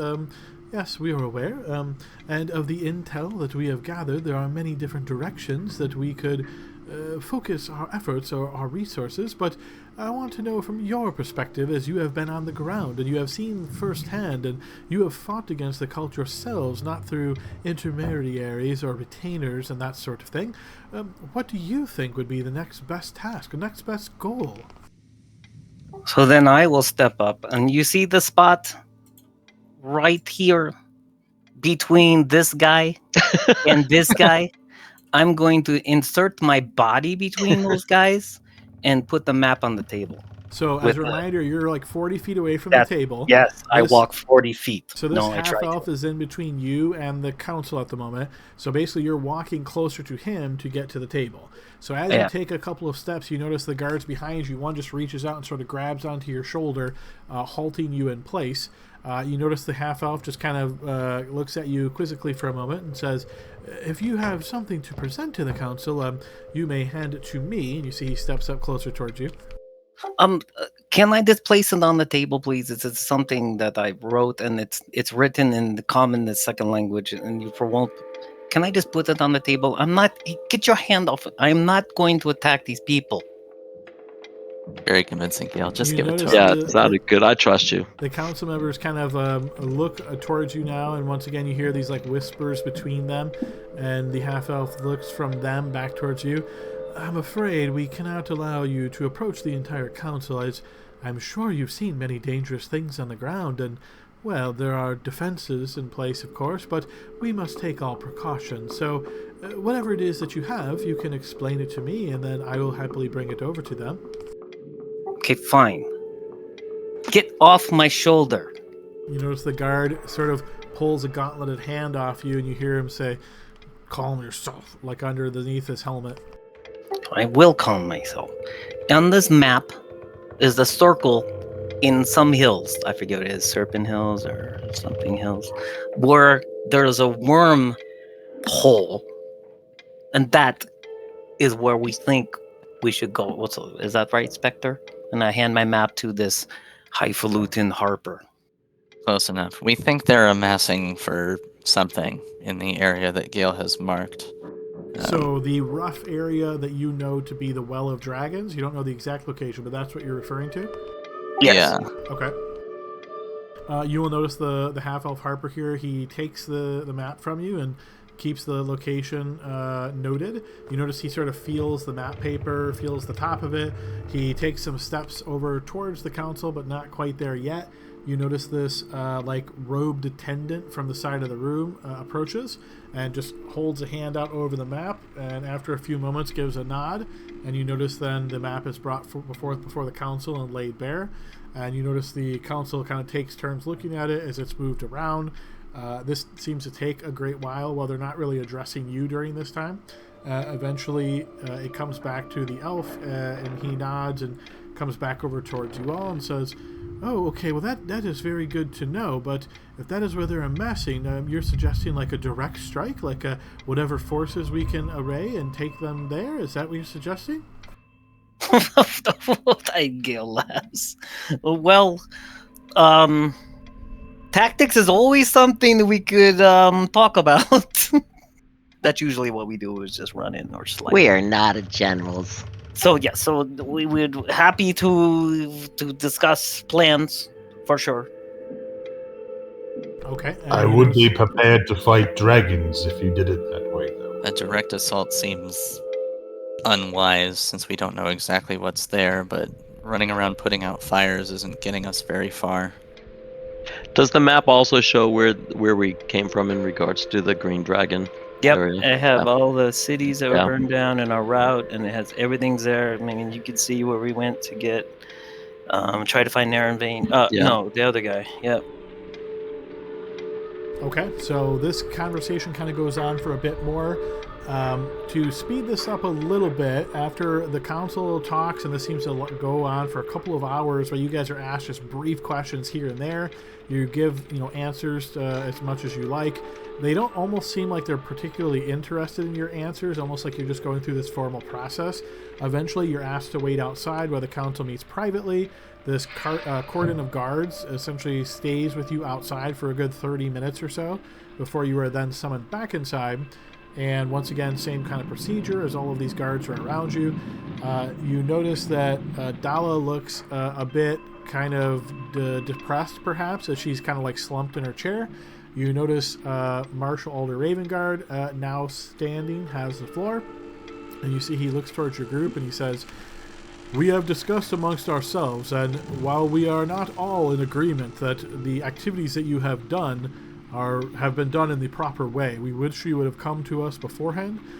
We do not think that Dala has done things intentionally duplicitous and trying to do these things in an evil way, but we strongly disagree with her decisions to keep your identities, your presences hidden from us. If we don't know everything that is going on, how can we make the best decisions? That being said, your group has been very successful in taking down some of the cult's most prominent advocates. You have done quite well for our coalition here, and you should be celebrated for those victories. As such, here is what I propose. As you all seem to be willing to continue this fight against the cult of the dragon, and you've been so instrumental so far, you fully come into the fold as agents of the council. You will report to us, and your duties will be dictated by us. As long as you are a member of this council and sworn to it, you will fall under our guise of leadership, and we will make sure that you have as much information as we can give you. As making sure that this task is taken out properly, that your relationship with the council is done to our liking, and formally so, I'm going to assign one of my own to your team and ask that he follows along and aids you where he can, and also make sure that you are following along with the dictions that we are giving to you. So I will pause there for a moment and ask if you have any concerns with this format moving forward. Hey, Adam, two things. First of all, if this person that's joining our group is Dylan, am I allowed to say that there probably is a likelihood he's not going to come back alive? Am I allowed to say that? Feel free. Oh, I was gonna say that. Yeah. Just role playing that one. No, but in seriousness though, while we were out there for 30 minutes, with the guards and everything, I would have asked the group how we approach the fact that we spoke to the Dragon Council and that they want half and they want the masks. Yeah, we need to do Oh, it. yeah, I should probably bring that up. Huh? I forgot. Yeah, all that. no, I yeah, didn't it's kind of forget. critical. I didn't. So I didn't forget about it. And when they sent us out, I was like, "Oh shit! I guess we don't have an opportunity." But now we're back. So yes, 100%. We need to now tell them about Ilanth or Ilanth. You know what I think I'll do just to make it easy on us? I'm gonna take a screenshot of the Dragon Council because the dragon names are always challenging to remember, Yeah, and I'll throw this in Discord for us. Chuck, Steve, Mike, Susan. Right. So Dave said, A, B, C, and D. Nice callback. "Oh, did he leave us with a question, Adam? What was? Oh yeah, He no, asked if you had any concerns with the format. So look, we are here to help. We would prefer not to be celebrated on the street as some type of heroes. We prefer to be not carrying around a allegiance badge on my shirt. No offense to all of you peoples who have allegiances. So that is the most important for us. Of course, We have already had assassins come at us. Of course, we will always do what's best to get rid of these pipples. The coat has ears everywhere. And Hugo looks around nervously. The marshal nods. Yes, we are very much aware of this, and we are taking every precaution that we can. So yes, let us see your man. Or woman, I'm sorry. Is he here now? He flicks with his fingers, and you see this armored soldier approaching. And Dylan, go ahead and describe what your character looks like. That's a good guess, guys. Before you, I would say, like Adam said, you see he's fully armored. It's head to toe. He's got a helm on, all the way down to his feet is armored. It's very well made, and the specific design for anybody that wears any kind of armor is a bit new to you. The gauntlets that he wears seem to run up his entire arm and then connect into his breastpiece. His legs are even armored, with all of his vital points on his whole body kind of seeming to be covered by this flexible steel armor. When he steps forward, his posture is obviously very disciplined. He takes 2 measured steps forward and then stops. And on his back, you can see there's a small metal buckler shield and a very well-crafted spear. And hanging from his hip, he's got a tool belt, but it's hard to make out what exactly is inside of that belt because it's covered with this red sash, and on that sash is displaying searing fist. I guess the biggest thing you notice is the helm completely covers most of his face, and he moves really quietly even though he's wearing all of that armor.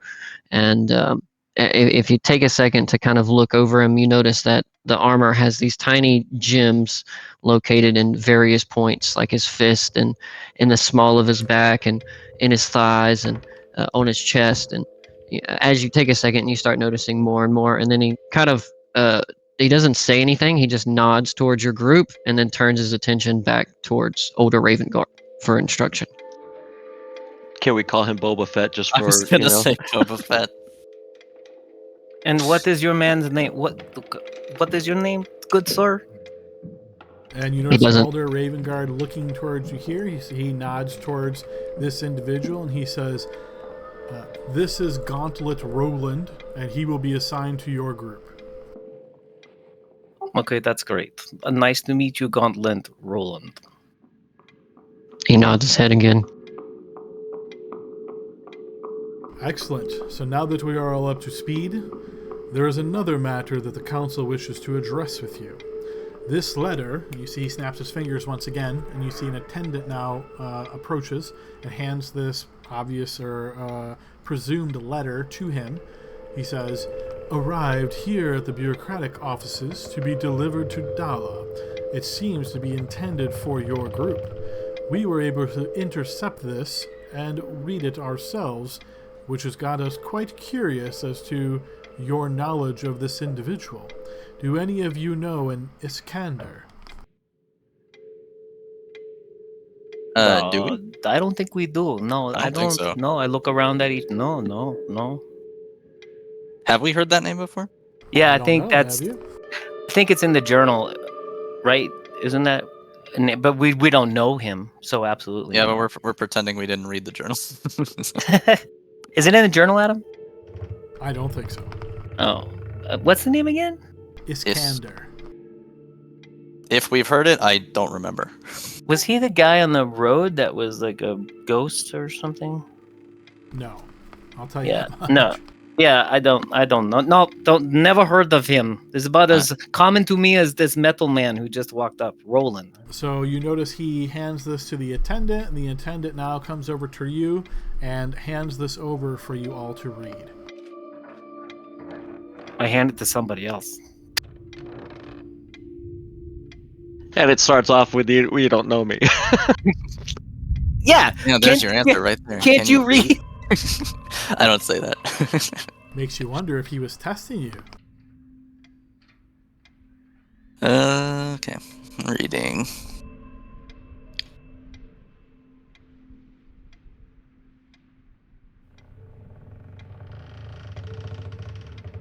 Zonthal's Tower. Is that like a famous place? Like, if someone said that, would it be like the Leaning Tower of Pisa or whatever? Like, would we know where that Not is? quite that famous, but if anybody that is proficient in history would like to make a check, go ahead. I will.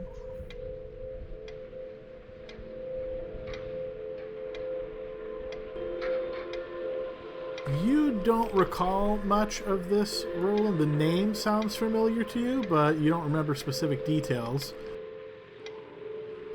Hugo, yes. So this is known to be a legendary tower among wizards and tail spinners of Faerun for its unusual magical defenses, including a magical hedge maze that surrounds it.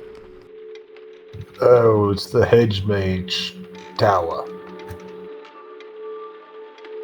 That sounds like a pain in the ass. But I will say, after reading this, though, it does not surprise me because we do know that some people were forced to join. It would not surprise me that you have someone's trying to get out. But we don't know this person. Well, it could very well be a trap. If we're right that the cult knows our names and faces, this could be bait to lure us to. We need to rescue this person. How did does anyone know how the cult managed to take possession of this tower? Like, was it in the hands of some kingdom or country or something and they took it over, or has it always belonged to the cult? Alder Ravengard sits down here, and you notice another individual now stands as you ask this question. Another one of the counselors here. You don't recognize this particular counselor, but he says, well, no, the council hasn't always owned this because it's been abandoned for a long time, and we did not believe that it was occupied at this time, but this letter, of course, makes us think otherwise. Adam, I have a quick question. Dala handed over the journal, right? She did not while you were still in the room, but if you remember, they said they wanted to speak privately, and then you went out of the room for 30 minutes, so you don't know if that happened or not. Has the king's disposition changed? Like, is it... Give me a blind check.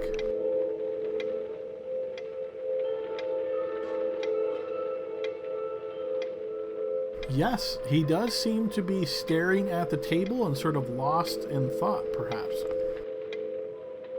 Okay. Good call. I just wanted to check to see if he got the news that...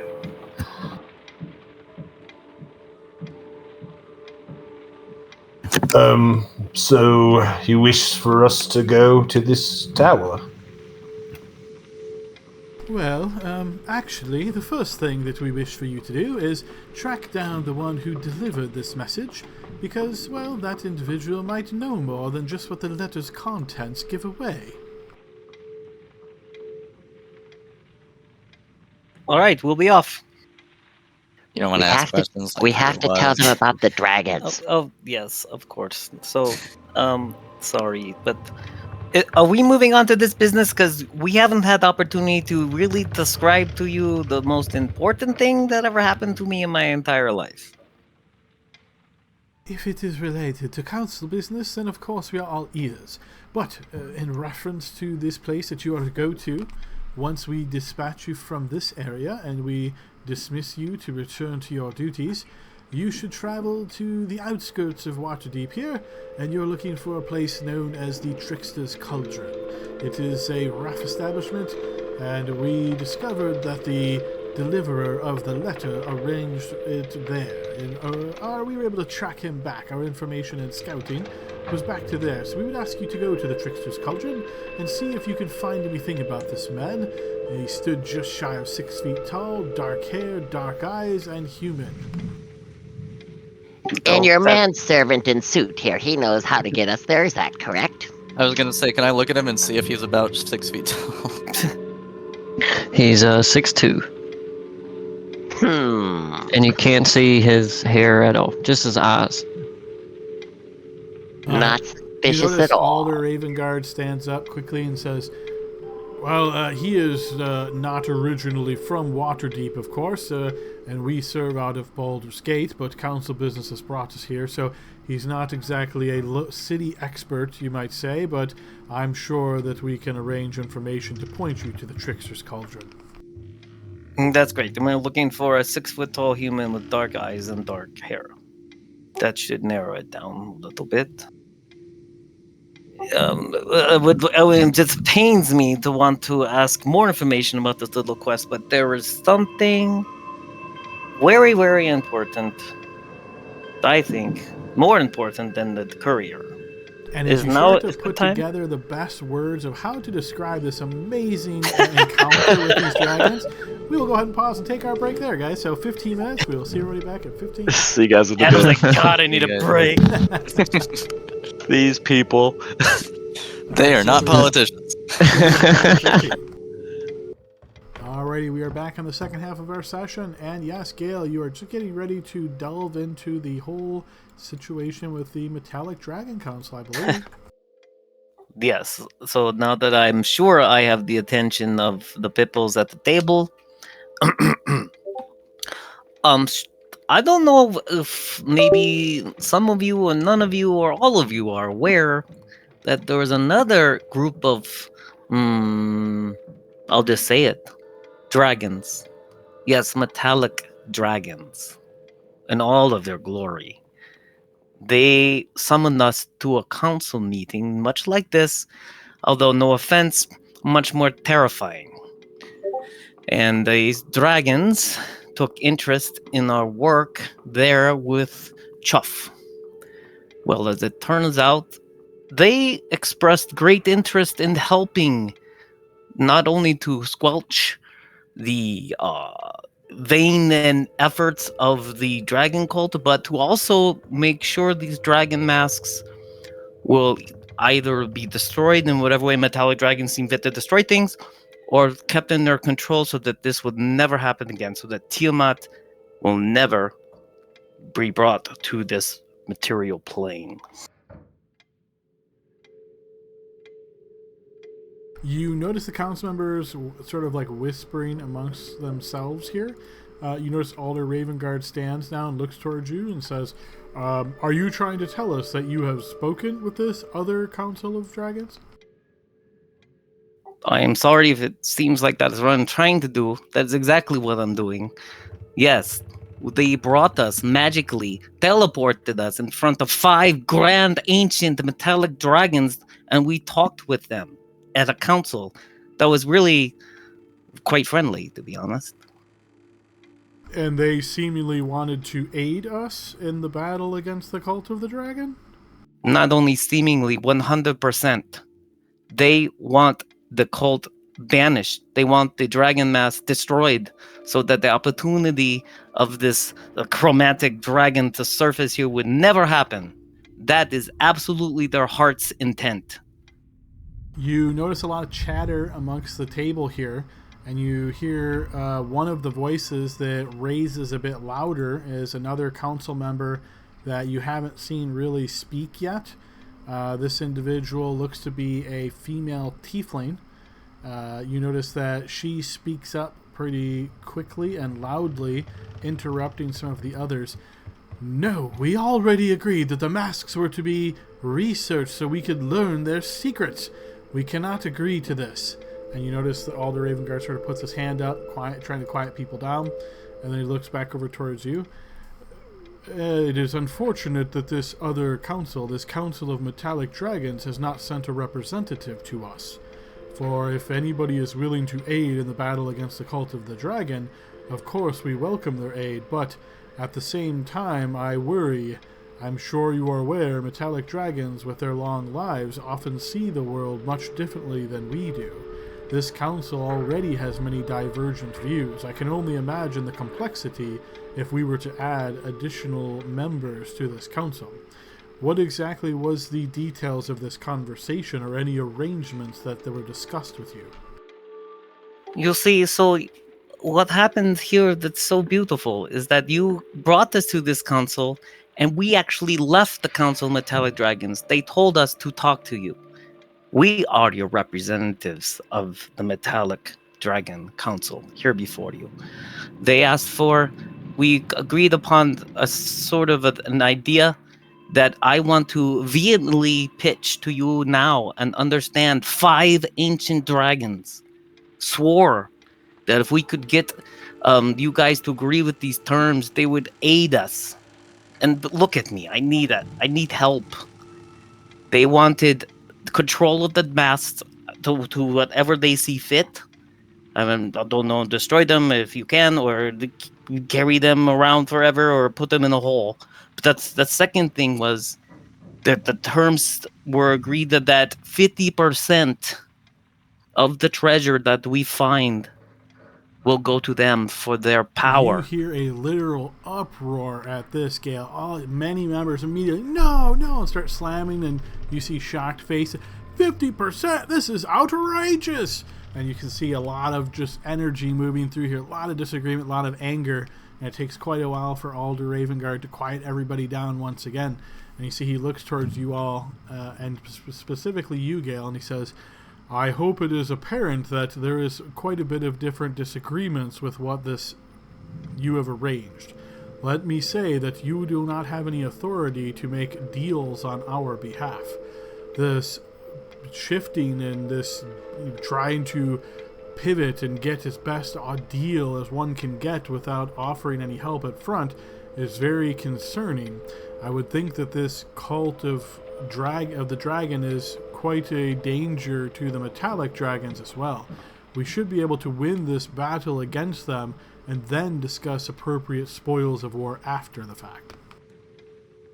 Have you ever stood in the presence of 5 ancient metallic dragons, sir? Your point being that you were awed by their presence and just decided to agree with whatever they asked of you? No. You understand what they can bring to this table. We are bickering over a coin, and I rattle the coin purse on my belt. Over coin for having sworn aid of these ancient dragons to finally help our need to get rid of the cult. I don't see why money has to be in any of this business. You have a very simplistic way of looking at things then. For money is what will be used to make the lives of everybody that has been shattered by the cult just a little bit better.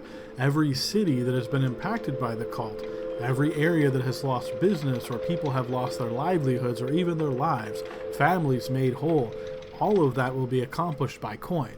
If you're saying we should just give 50% of these the findings to these mercenary dragons, you are being very naive.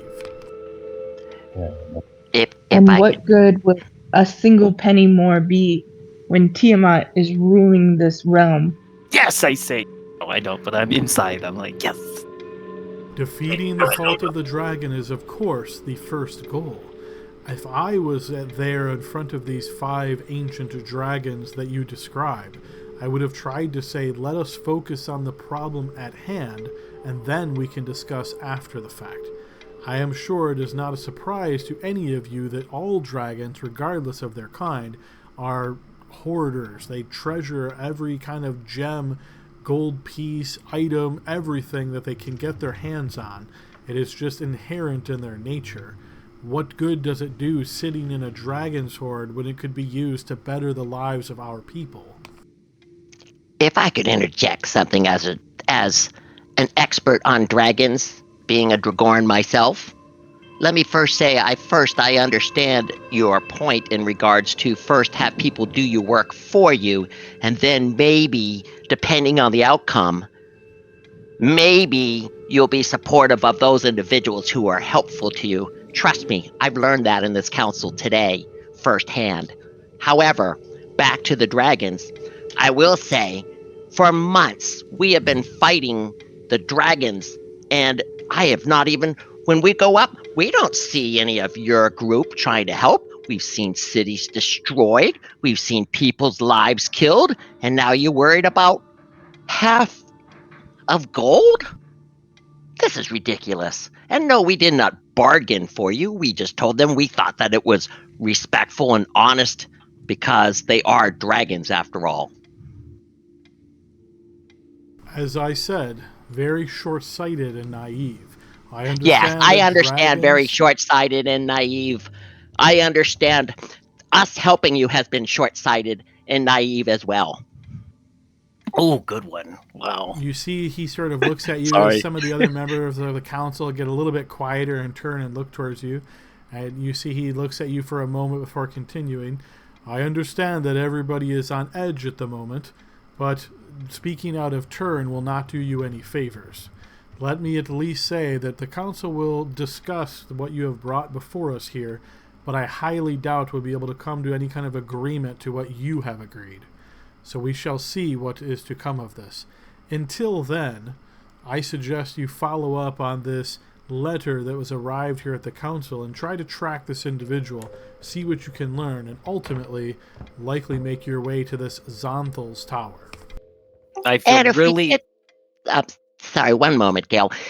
Should we negotiate that terms first before we actually provide you aid? That seems to be the direction you're going. Or should we wind up helping and then all of a sudden find out you give us 1% of the of whatever it is that's found? I'm just trying to understand your new rules. As of right now, you have been working off the books for one counselor and not the council as a whole. If you like for us to make decisions, probably what would be best is for us to imprison you while we do an investigation, determine exactly what you have done, and then come up with an arrangement. That could take anywhere between 6 months and 2 years. Would you like to do that instead, or would you like to stop being a smartass and follow up on this mission? I'm sorry. I'll have to think about that a minute. I'll get back to you. Thank you. Go ahead, Gail. Jesus. Fine then. And you see he motions with his hand. He says, guards, take this kobold to a cell while he thinks over his next actions. And you see 4 guards now start marching towards you. This is the thanks we get Wait, for look. doing the job that you were not able to do. Yeah, Imprisonment. Clearly, And everyone- wait, hold up, wait, everyone, look. Who said that this was an illegal thing to go about? Wait, there's no intent to deceive. We were doing chores on behalf of Dala, wanting to not have to be drawn into this political spitball fight, that we would actually do work, and now we're going to jail for it? But this is not an intention. This is not a dishonor to you, Ravengard. This is, our intent is pure. This is not an intent to deceive or an intent to be put in thinking we'd be thrown in jail for it. So you say, but you understand from our perspective, we are unaware of your activities. So we can certainly do this the hard way, and you can remain here while we explore exactly what you did, or, being that you have been so helpful so far in your covert workings, you can trust this council and follow our decree. I don't mind remaining covert, that's for sure. But I also mind being in jail. We've told you what we've done. Dala could fill you in with the details of the other stuffs. You have a simple choice to make. Are you working on behalf of the council or not? If you are not, we cannot force you to work on behalf of the council. But if you are not, then we cannot simply allow you to go until we fully debrief and learn everything you have done in your activities. If you're willing to work on behalf of the council, then you can go out and work while we continue to do that research. I'm really motivated for this work now. Well, I don't want to not go to really a jail. choice. It's not really a choice. Yeah, Gil. this is there's no choice. Go ahead, Spec. Listen, everyone needs to calm down because if we sit in jail for 6 months to 2 years, who's to say what the cult accomplishes in that time while we're wasting time arguing with each other? I say we follow up on this lead that the council has discovered. We figure out what exactly is it you want us to do with this guy? Are we like apprehending him? Are we trying to figure out if this note is legit? Like, We find it very strange that this letter arrived seemingly out of nowhere. We would like to know who it was that sent this. Was this somebody in league with the cult? Was this somebody that this Iskander hired? Is this all a ruse? It seems prudent to follow that back to where it arrived from first to see if you can learn that. I agree. So we'll follow up on this, and if we end up going to Zonthal's tower, it's your opinion that we should retrieve this blue dragon mask and bring it back to the council. Is that our directive? Yes, if you find the blue dragon mask there, of course we would like to have possession of it. It sounds like a bridge we're going to have to cross when we come for it, but right now I think this is our only path forward. Does everyone agree? Group? Are Where you do I done pick up my antagonizing the agent? police? No, of course. Sorry, Armini. I agree. Go ahead. Where do I pick up my agent of the council badge? Oh my god, no, we don't want agents of the council badge. Badges will not be necessary in the work that you're doing right now. We will assist you. So still covert then. A house divided is surely to fall. You notice Ravengard sort of looks back at all these different people sitting at the table before looking back to you with sort of like a knowing look on his face. I will also say before we leave, on behalf, as a representative that came to this council by the Metallic Dragons, who wholeheartedly wants to help you and help get this Tiamat out of here and kill the cults.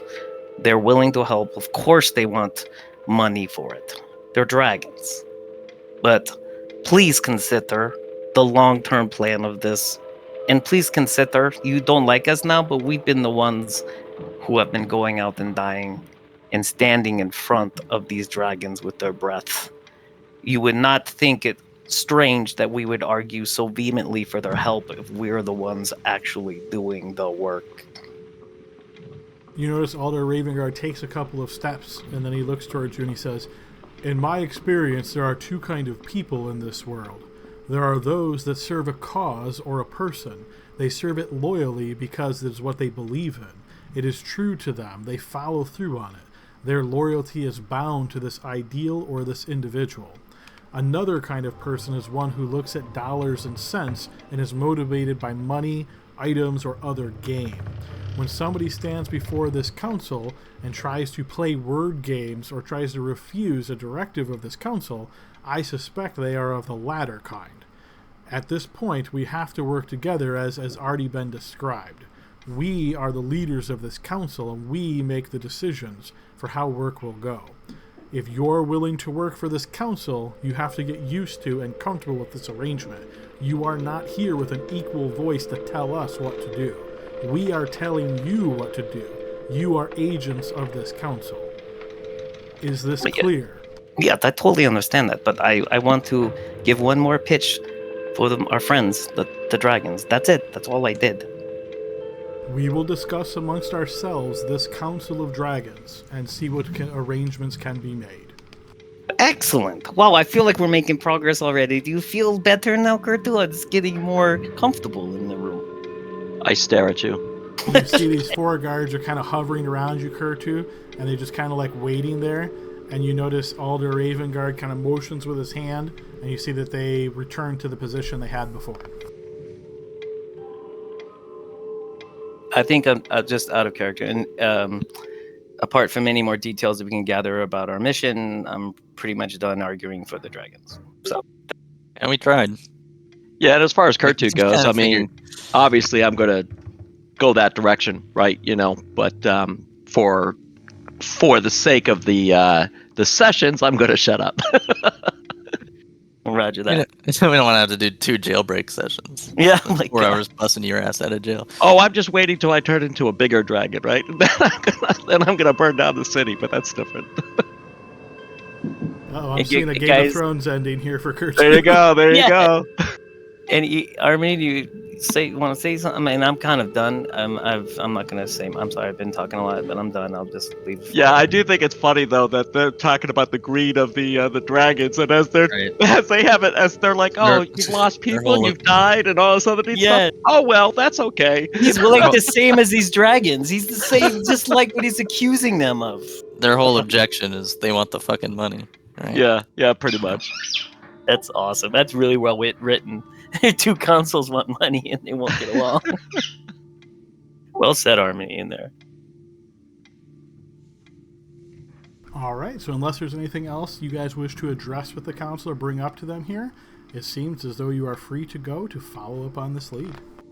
Now, can we hand wave asking for as much detail as we can? I'm sure they would be agreeable to that. They will say that they will send out one of their attendees with some details for you, and they'll answer what questions they can based on the info they've been able to gather. Great. Okay, so I will leave. Is Dala staying in there? She is, yes. How about Darlene? Delan also is inside. Yes, it seems as though the council is very much locked down and they're all talking. So once you guys are escorted out of the council room, you notice guards kind of go in front of the door. It seems very high security. This attendant that sort of walks out with you starts just kind of shuffling through these papers and looks to you and says, well, I believe you have the information that you need. There might be a few other details here. Description was, again, a human man just shy of 6 feet tall, dark hair, dark eyes. We had eyes on him that he arrived from this inn. The name, of course, was the Trickster's Cauldron. And yes, you are to follow back to the Trickster's Cauldron and ask around there, perhaps the bartender, maybe some of the patrons, see if anybody knows this individual, see if you can track back where this letter came from. Great. The door closes behind us, and I say to the group, so do you think we should ask for more money, or no? Not a good idea. Probably not a good idea at Seems this like current point money in is time. a hot button topic for them. Yeah, go out and die for us, and we don't need any dragons to help us kill dragons. What a That's bunch the of concept. assholes. As you guys are saying this, you kind of look over your shoulder and see that Roland is behind you. Oh yeah, sorry, Oh, tuna fish can. Sorry. Yeah, your boss is great, actually. Yeah, wonderful. Yeah, sorry, Roland. I'm sorry. How long have you been? He's been your boss. He just doesn't say anything. He just kind of looks back at you. I like this one. Because he doesn't talk. I hope we keep him. Yeah, for at least 2 sessions. So, what's your directive, Roland? Are you to report to him regularly? You think? No, Seagull, you're gonna want to ask questions that don't have a yes or no answer because he's not gonna say anything if you do that. Look, he's nodding. He's just nodding. Okay. Roland, are you paying for the wagon to get us where we need to go? What did I just say? Does a yes That's or a no? yes or no. He can nod. Okay, Roland. So we are a pretty talkative bunch. What are your favorite? What do you like to do when you're not working? Got any hobbies? Long walks on the beach. Which question do you want me to answer first? Mine. What do you like to do when you're no longer working? I'm always working. Okay, that's good. Hard work is very He's got this- important. He's got the Sigma grind set. What's your favorite type of work? I'm a quartermaster. Oh.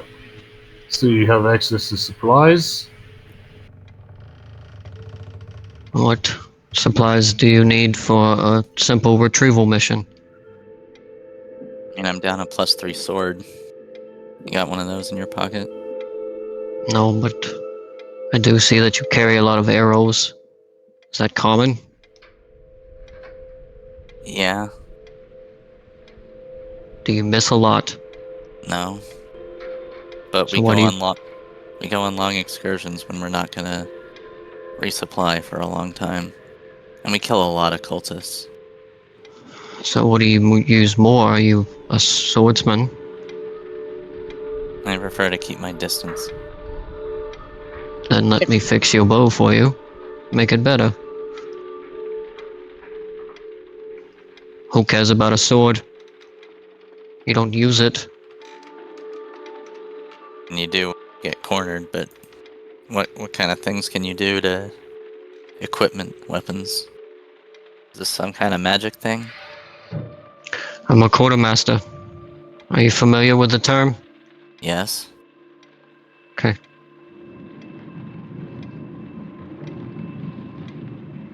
What? I am not. I'm sorry. What is? I'm not either. Yeah. It So means spy. no. No. No. It's a supplier of weapons, armor. Oh, there you go. That's better. Good.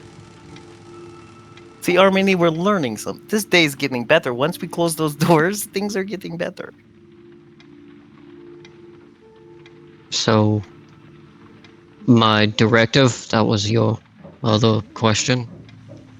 Yes, that would yes. What's that? I was giving a sending stone to update the council on your actions. I'm supposed to lend you a hand. Oh, that's called what did Leroy's call it? He called it accountability.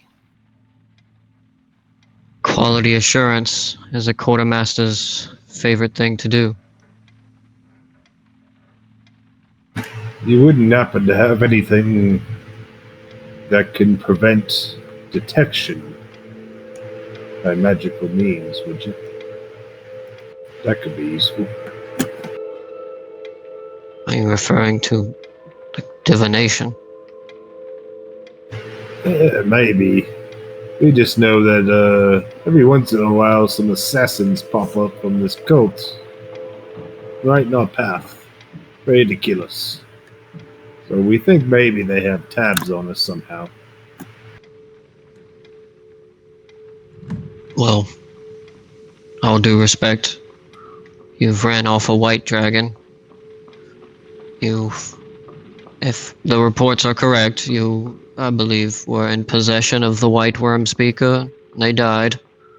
Then you ran off a green dragon, and you witnessed what you believe to be the green worm speaker die. Right? We don't like the passive tense. We killed the green word speaker. Whatever.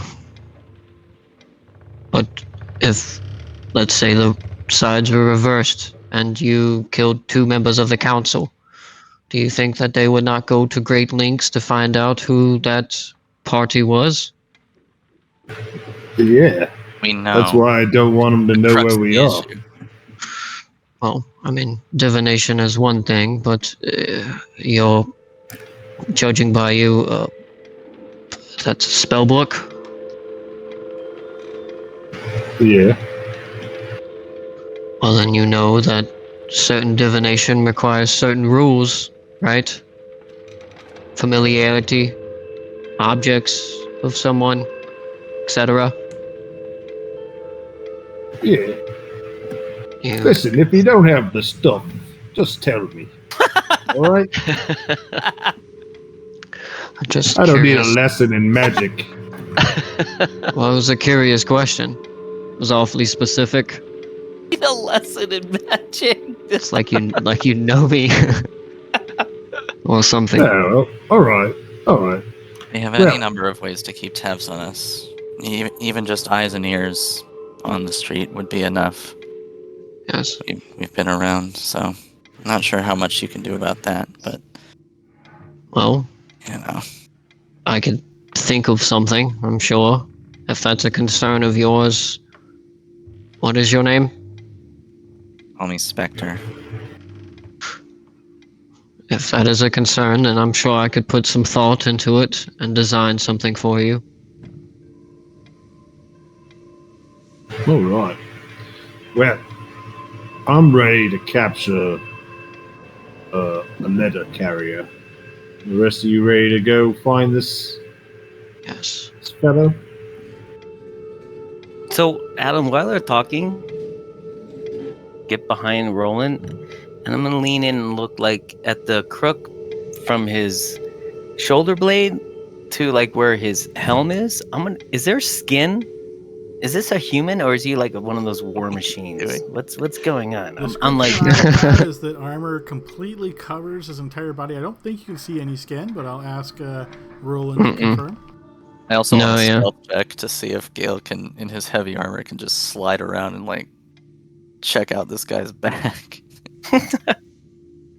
I mean, Roland is quite comfortable that you guys are not a threat to him, so he does not mind that Gale is like a curious little puppy looking him over, but the only thing that you guys are going to see about him are his eyes and parts of his mouth.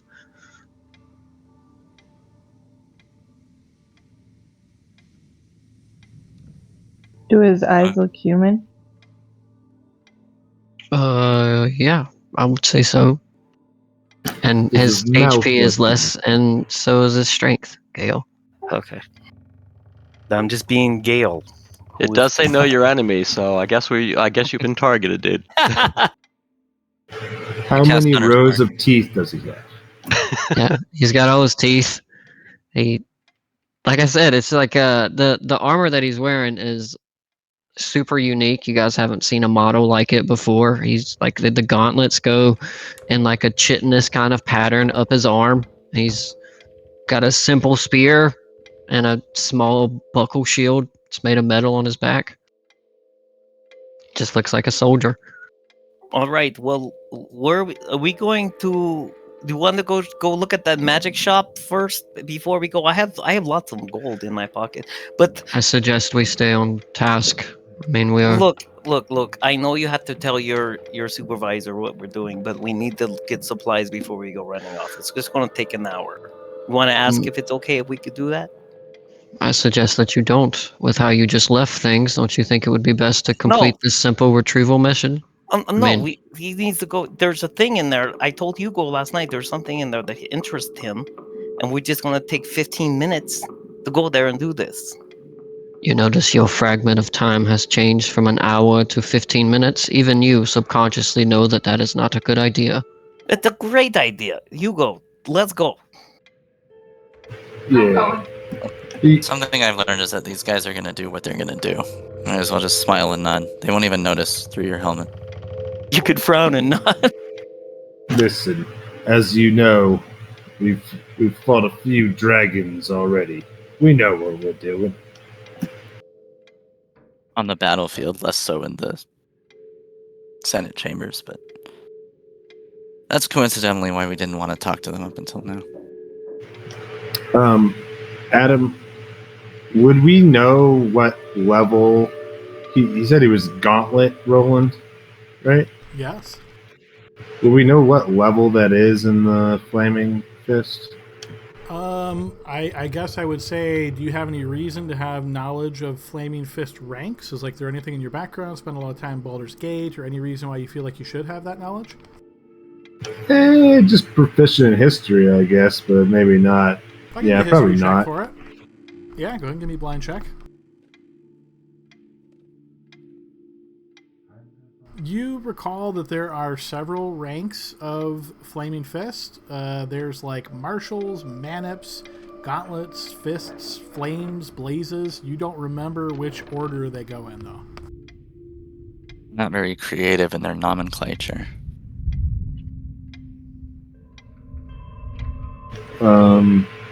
You're pretty high up in the organization, huh?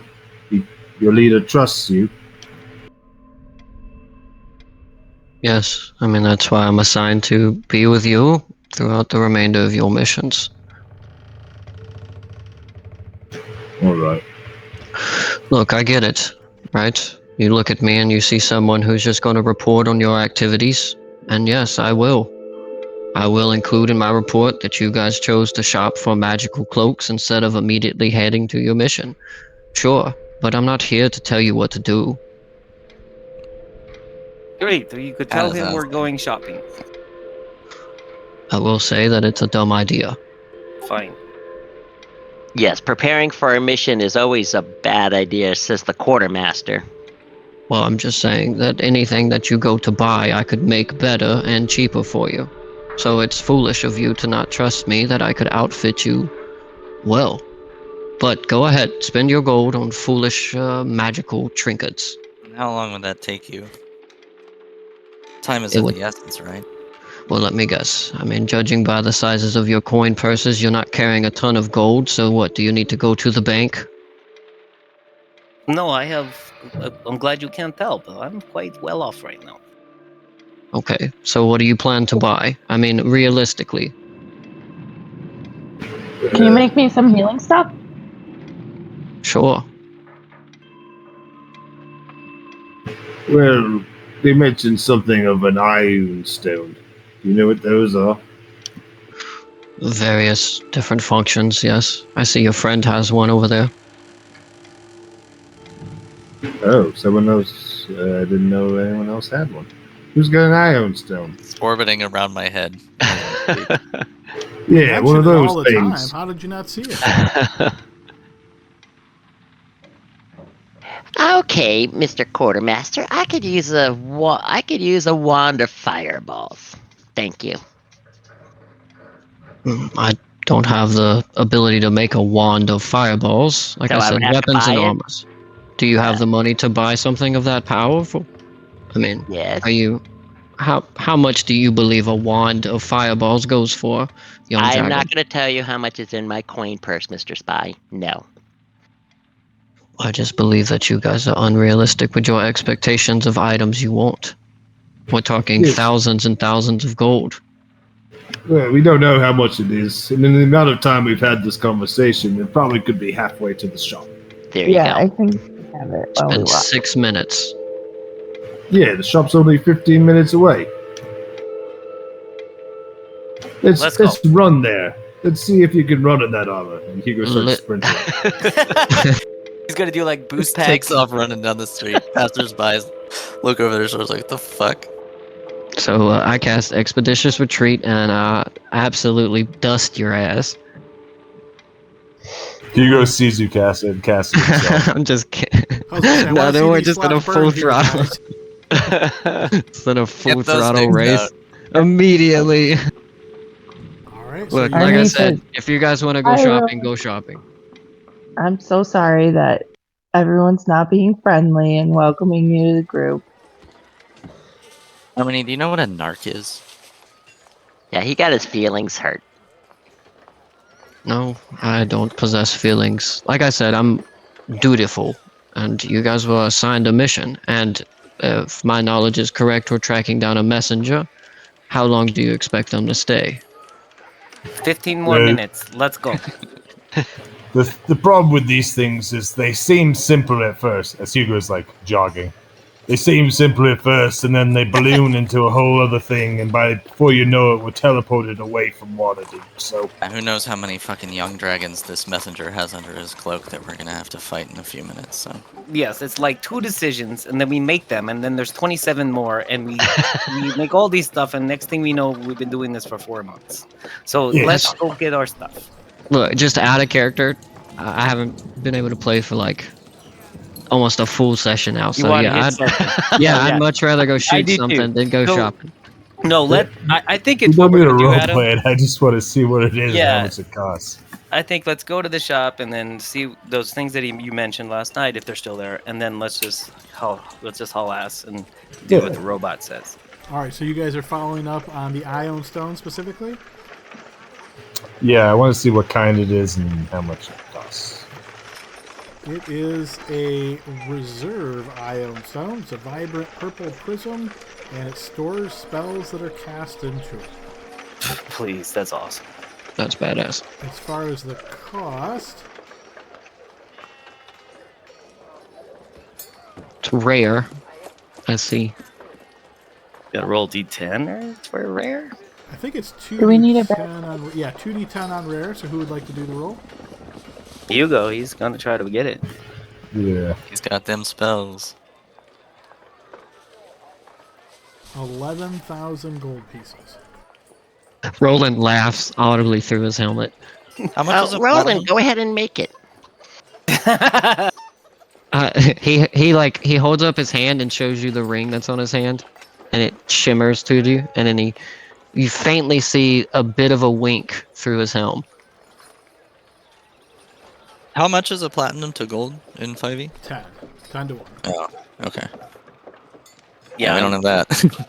No, I'm not. I'm carrying 1,000 gold, and plus we have 7 grand at the bank. So no. Yeah, I have about 1,000. Oh yeah, we said we were gonna figure that out, but apparently we're not gonna do that because Do we need a bag of holding still? We have one. Kurt, you bought a new one. Oh, you bought it. Okay. Yeah, we Got a can do great Alright. deal on it. 200 gold too. Great deal. Yeah, if you need Okay. anything to go in there, Harmony, just let me know. We can put it in. I already dumped all my stuff when I couldn't carry it. Yeah. Is there any healing items for sale in the shop? I might have missed that. Let's see. Yes, they have 2 potions of healing, the standard kind, available here for 50 gold each.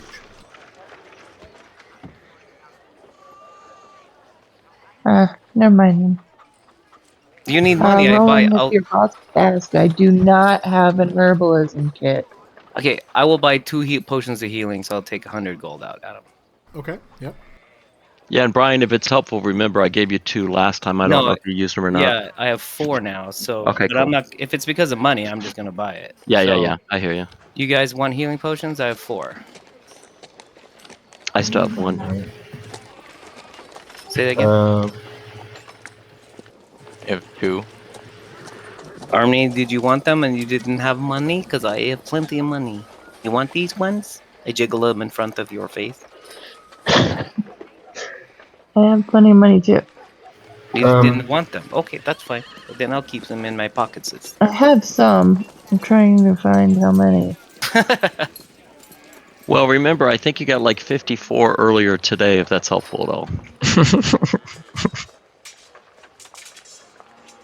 Well, I'm just reminding her. How much for these 2 potions? I asked the magic What shop. do you mean 54? The hill giant strength. Oh, to sell them to him? Mm-hmm. Roll me a d6.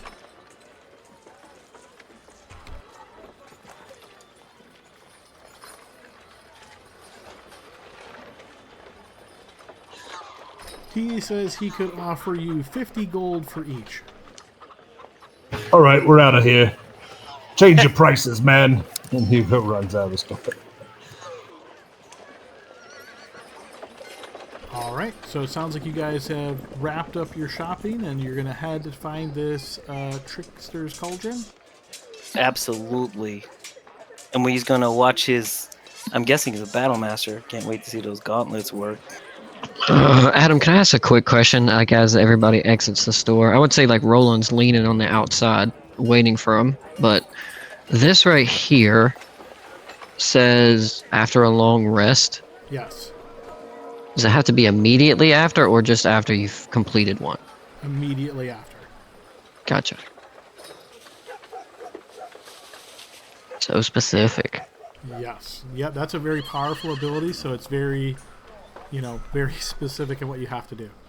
I get it. Yeah, I just wanted to know before we start trumpsing off. Yep. Okay, all right, so you guys... Yeah, go ahead, Hugo. So I was just wondering if anyone here is from Waterdeep, that any of our party is from Waterdeep that knows where this place is, so we can find it fast. Oh, Adam, did I get my map back? I was in the back of my mind to make sure. You did not. No, the council had it on the table, and no, Well- they did not return it to you. Shit. Well, that's what in the back of my mind before we left. I want to make sure I got the map, and then we got kind of thrown out. Would they argue to If I'm keep not it? mistaken, doesn't Hugo have like a super fancy map that he paid a lot of money for? Yeah. So yeah, I don't think you need your own copy. Like mechanically, I don't think it's going to hurt you at all. But yeah, just the way you left it, they would have possession of it. Okay, so I What if he has sentimental attachment to it? Yeah, it's Could- mine. After you're done with this, you could go back and be like, "Hey, can I get my map back?" Yeah, no 'cause guarantee it's it's mine. still there. Knock on their door. Okay, all right. Damn it. We made a bad impression, but I actually wrote it down. Like, don't forget you asked for your map. Just been there just before. mark down the places on my map. See, as a guy with a bad memory, I can totally sympathize with you. But yeah, it's totally on the council table right now. Okay, I'll live. Oh, wait, let's go. All right, so yes, I will say based on the instructions that you received from the council, they told you it was on the outskirts of Waterdeep.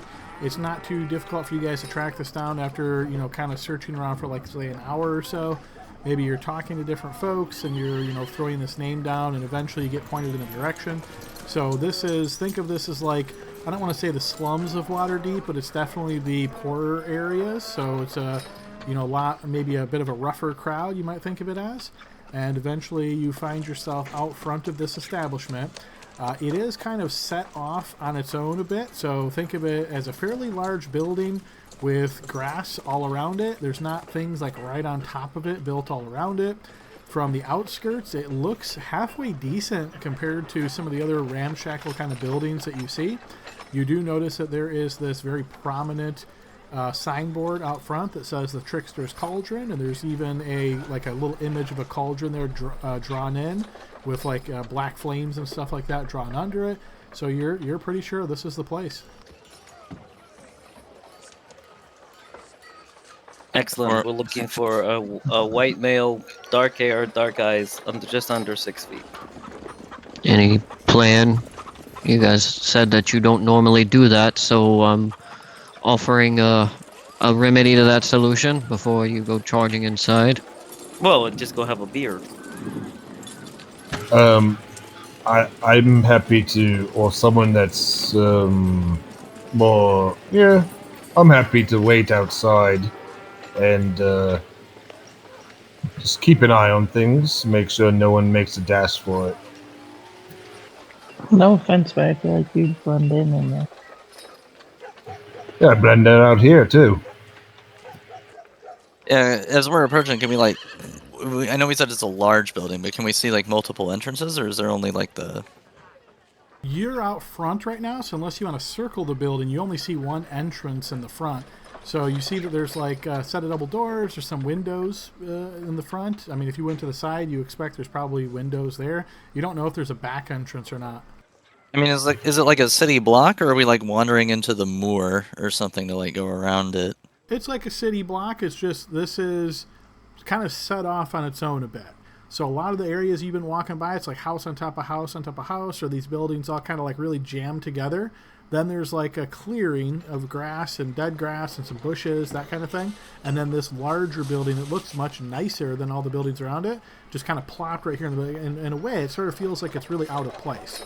Yeah. Is it two stories? What I'm asking is is there a street that goes all around it, or would we look really conspicuous if we It's just grass wandered all around around the it. building? So from what you see right now from the front, I would say if you just started walking around the sides, yes, that would probably look suspicious, especially if you're trying to go up to windows and peek in and stuff. Well, I just want to know if there's other doors. But Well, we yeah. could walk around it and be fine doing that. But is it 2 stories, Adam? It is 2 stories, yes. Okay, so let's just walk around. I'll walk around. Okay, so you walk around the building as a group. You notice that there are these berry bushes outside the east side of the building, circling around it kind of at a wide berth. You do notice that there are several windows.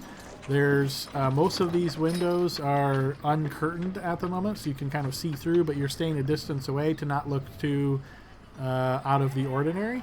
So yeah, you don't see anything too significant. As you loop around to the north and northwest side, you can see that there are a row of outhouses set up here, and occasionally you'll see somebody sort of walks up to one, opens the door, and steps on in. Walking on the other side, you see more windows. There's obviously a fireplace in the main room. You do not see any secondary entrances.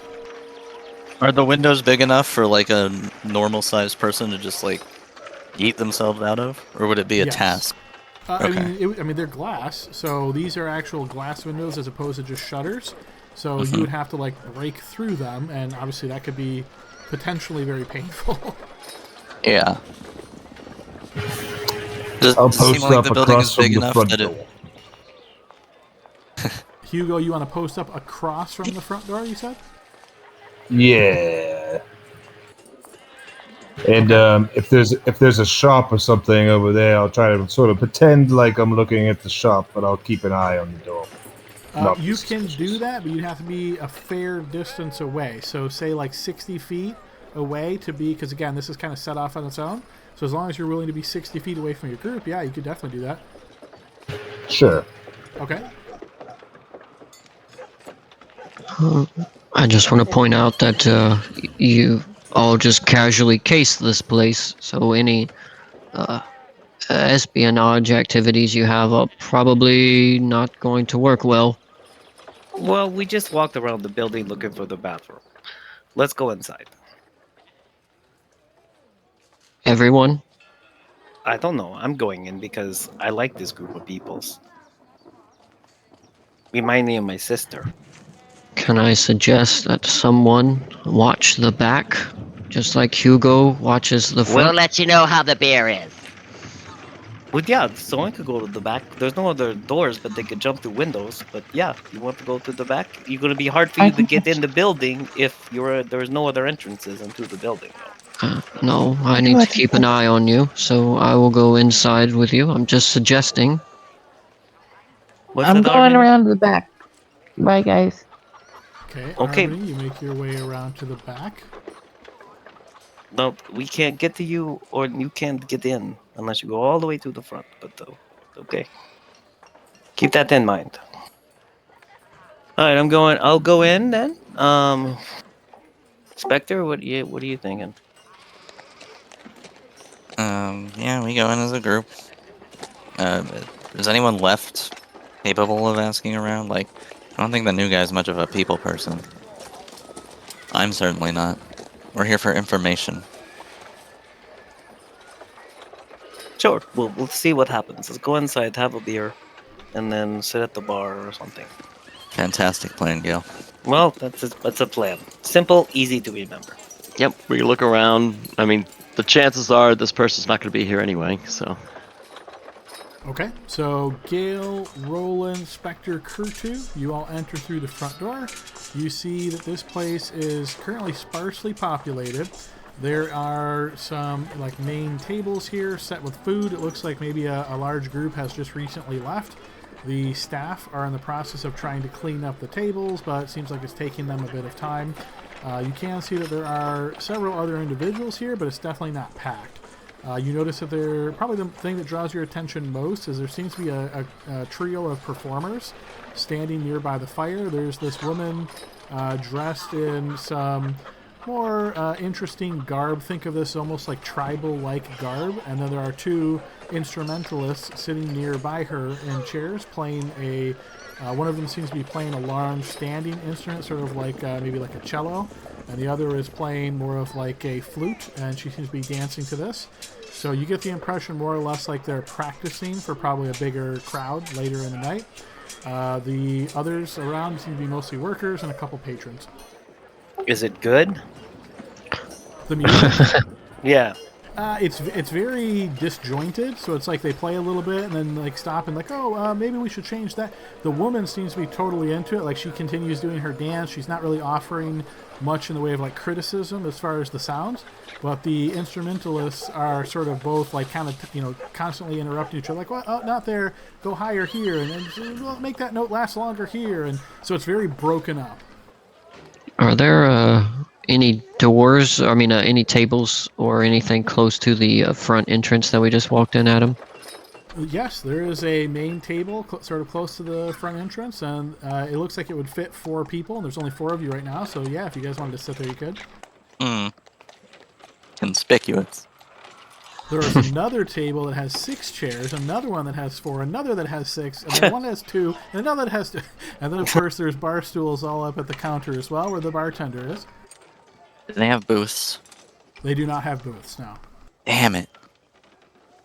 Roland will just take a spot that's close to the door, preferably with his back to the entrance, so he can keep an eye on everything in front of him. Okay. So you kind of step in with the group and then just kind of step away and pull this chair out and sit down. How about the rest of you, Gale, Spectre, Kurtu? I will sit with him so he's not, like, obviously by himself, so it looks like we came in together. Okay, so you sit on the other side of the table from Roland. How about And Gale, Kurtu?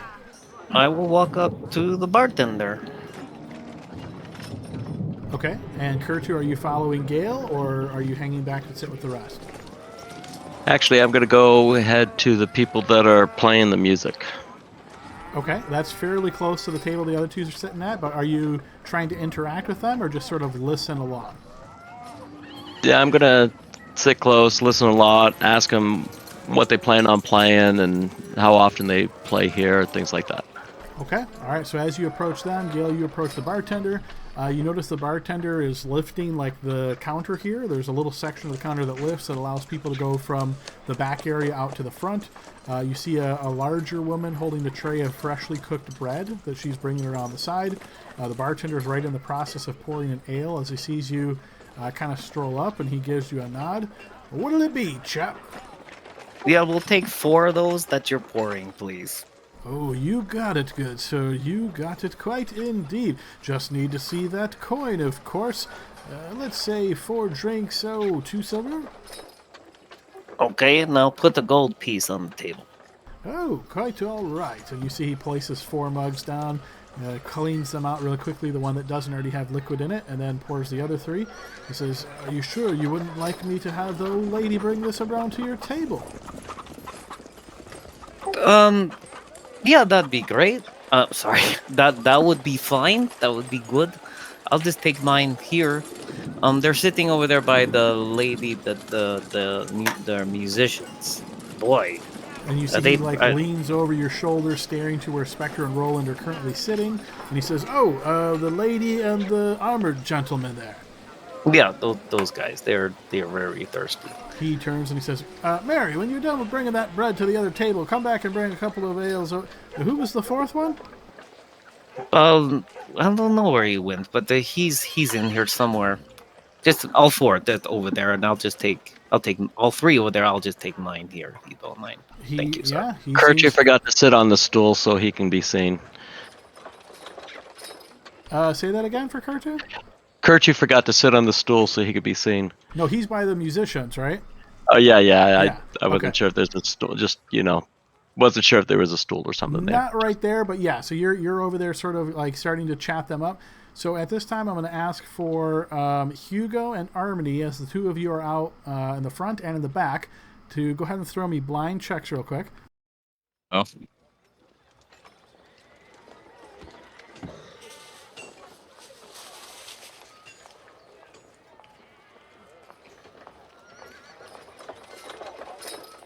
All right, Hugo, from your current position as you're kind of watching, you notice out front of the establishment here, on the sort of east side of the stairs, there's a barrel. There's a couple chairs out front, like probably set for patrons to just come out there and sit and enjoy the outside.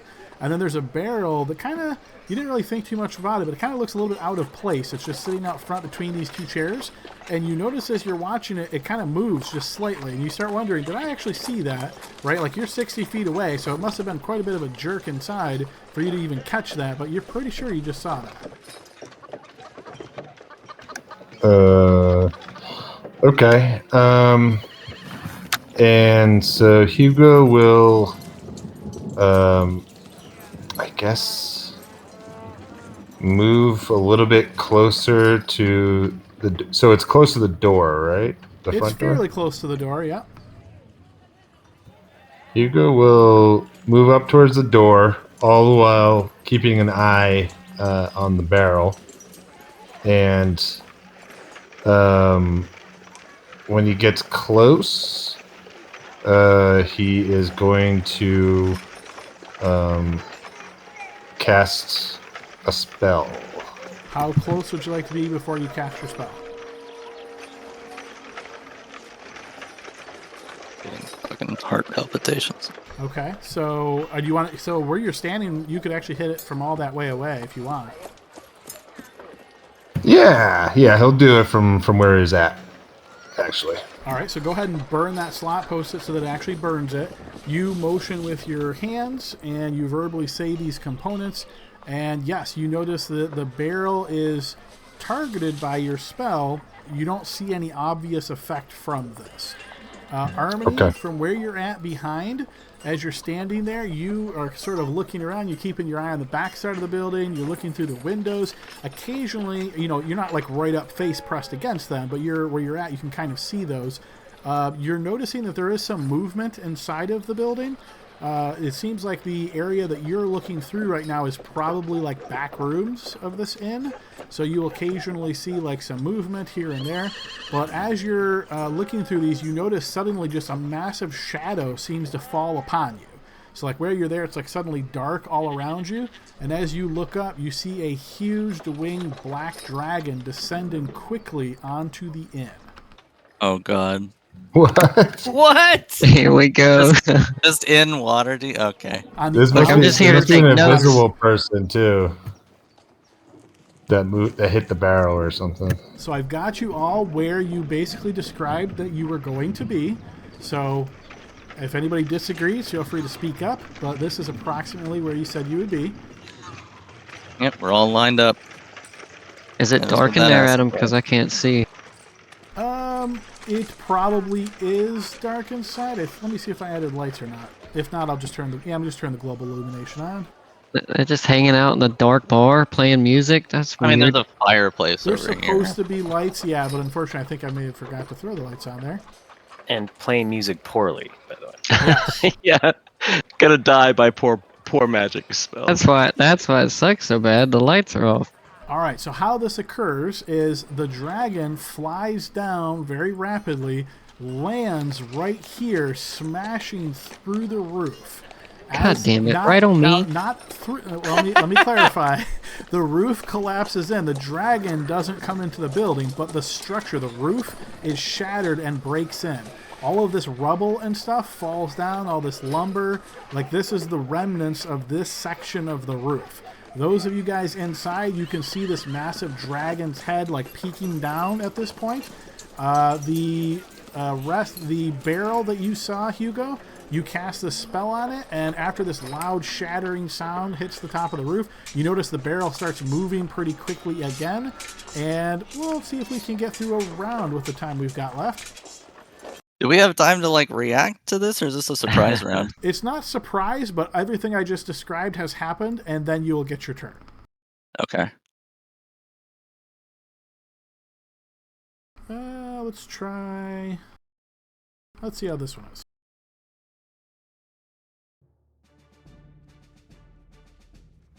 My initiative for this character was better than I was thinking. Of course, I just said that, so. And just to clarify, the barrel is like rocking or something? Yeah, you could Or say that, how- yeah. The barrels are rocking. Yeah. Comes the dragon. What?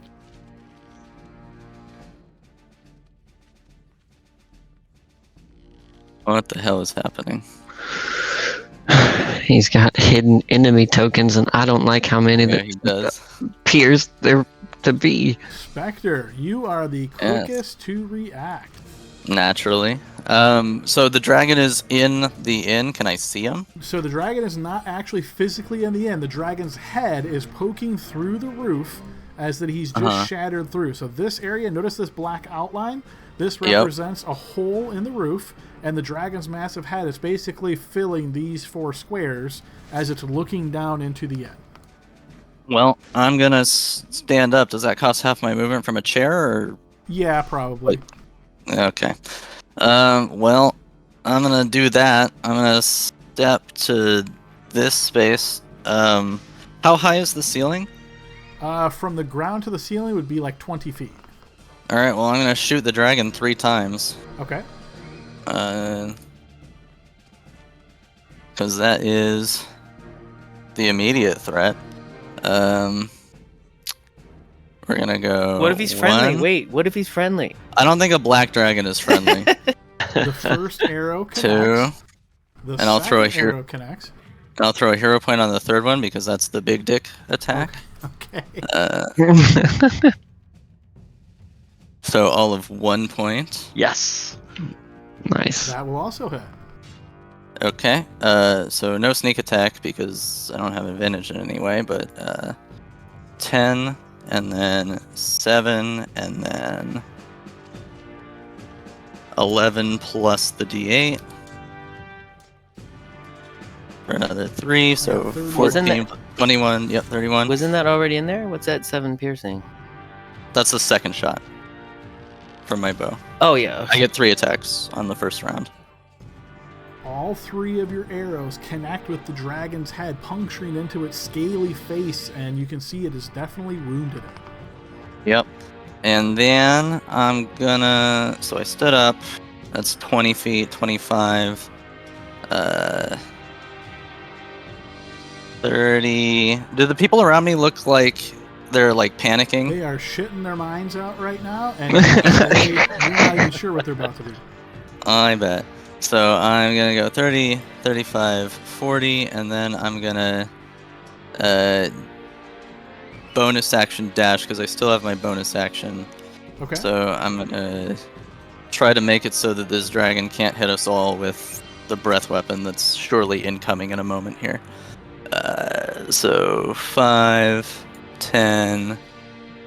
What are these? I see dragon heads over here. No, those That's not are good like either. trophies that they've mounted Okay. here in the end. Is there anyone in the room? There is Uh, not, no. Okay. Any conspicuous barrels in the room? I guess I You didn't see don't that part see though. any Yeah. barrels. So I'm gonna pop around the corner here. Okay. I love And- Spectre's and my- caution. Any barrels And my just walking around? All right, before... so as you end your turn, Spectre, as a legendary action, Roland, you will see as the dragon shifts slightly and this massive tail comes swinging through the gap in the roof to smack into you, or attempt to. I will need a defense roll, please. Just sitting here trying to have a cup of joe. All right, this tail does indeed smack into you, Roland. And, whoop, that's going to GM. One moment.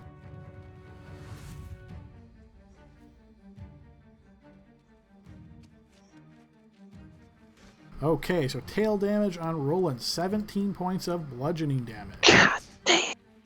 Okay, before Roland's turn then... Just sitting at the run, please. Oh, Dylan. Spectre, your passive perception is really high. So even though you are so worried about the dragon, I will say as you're kind of keeping your senses open to you, you notice a strange little face suddenly poking through the window, like looking through the glass. Okay. As it does so, you notice its eyes kind of squint, and you get the impression almost of like a sneeze.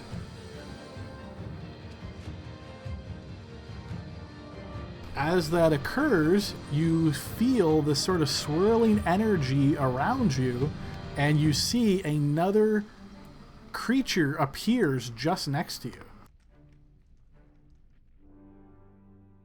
All right. This is Dylan's other character in case his first one there dies.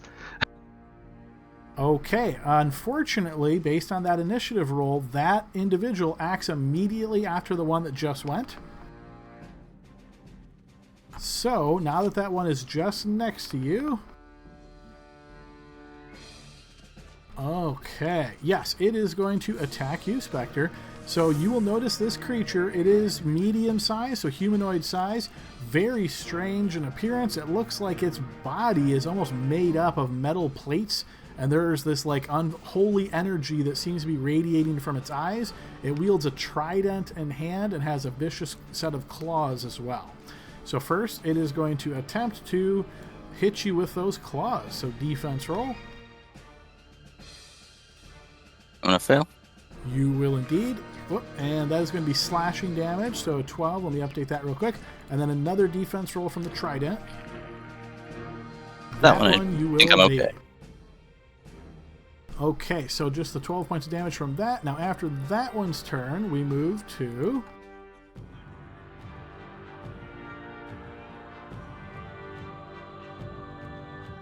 Okay, Hugo, out front of the inn, that barrel that was moving, you hear the lid pops off, and you hear this like metallic bang as this little creature hops out of the barrel.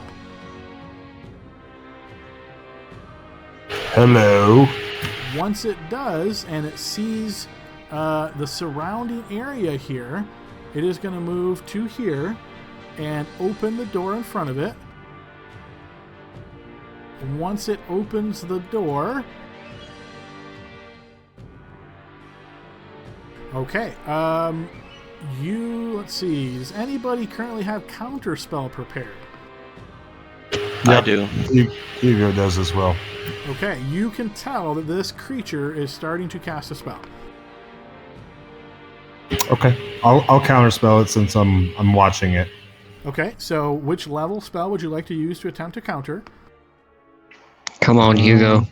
No. I just made this guy. I'm gonna do a third level. Okay, so then you will need to make a caster level check. So go ahead and burn your counterspell slot, post that. I think it's just 1d20. I forget what the exact formula is there. This thing is plus your spell modifier thing.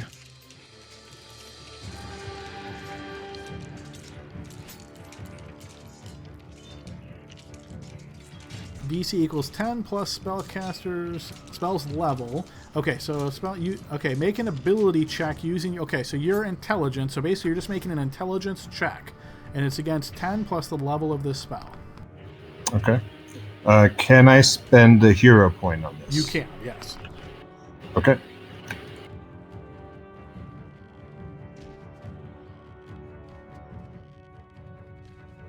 Sorry, my computer's going a little slowly. Let me try to get this.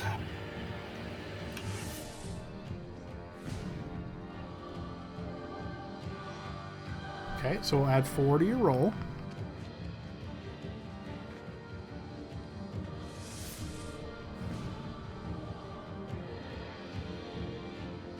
Yes, you do indeed manage to cancel this spell. So I'm going to add that. Okay, so the spell tries to go off, but you manage to snap cancel it, and it fails.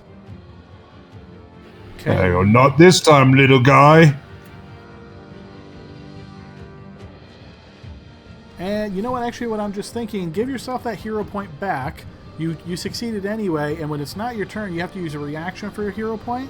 And here, counterspell is also a reaction. So unfortunately, you actually can't do that, but you succeeded anyway, so no worries. Okay, so back at the next turn, Spectre, you're going to notice another little face peeking in through that same window, and a very similar action is repeated as this sort of sneeze-like gesture occurs, but in this case, nothing seems to happen. What a loser. Oh, let me make sure I'm not skipping anybody.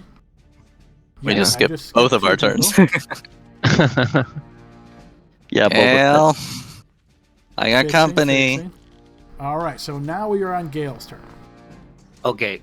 Hang on. I want to point out that Gale is 12.01 and I'm 12.02. Yes, So my bad. Yep. the quartermaster is faster. By 0.1, you are correct. Gotta assert that dominance. Because I haven't flinched, I'm still trying to drink at least one drink.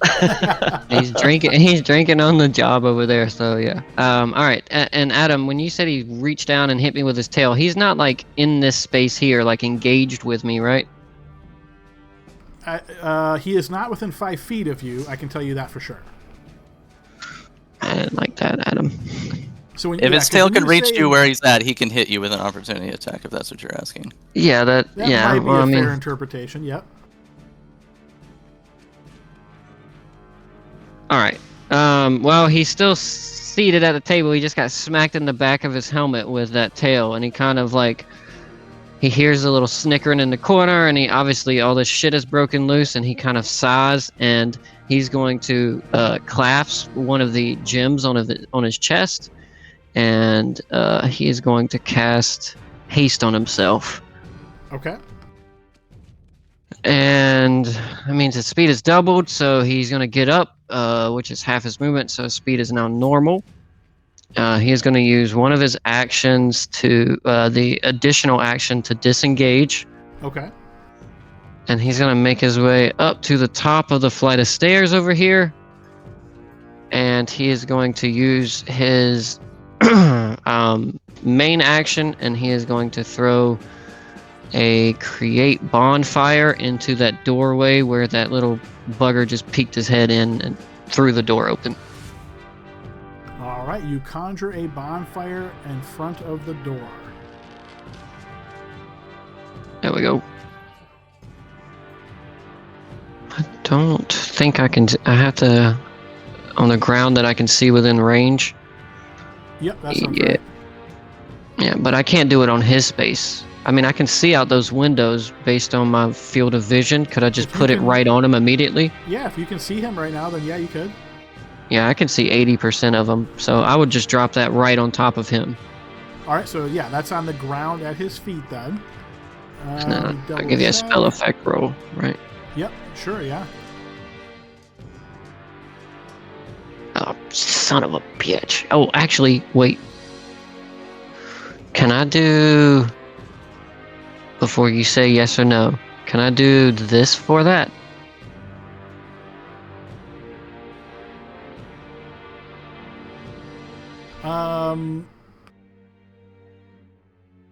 Ability check? Yeah, that's not really an ability check, so no.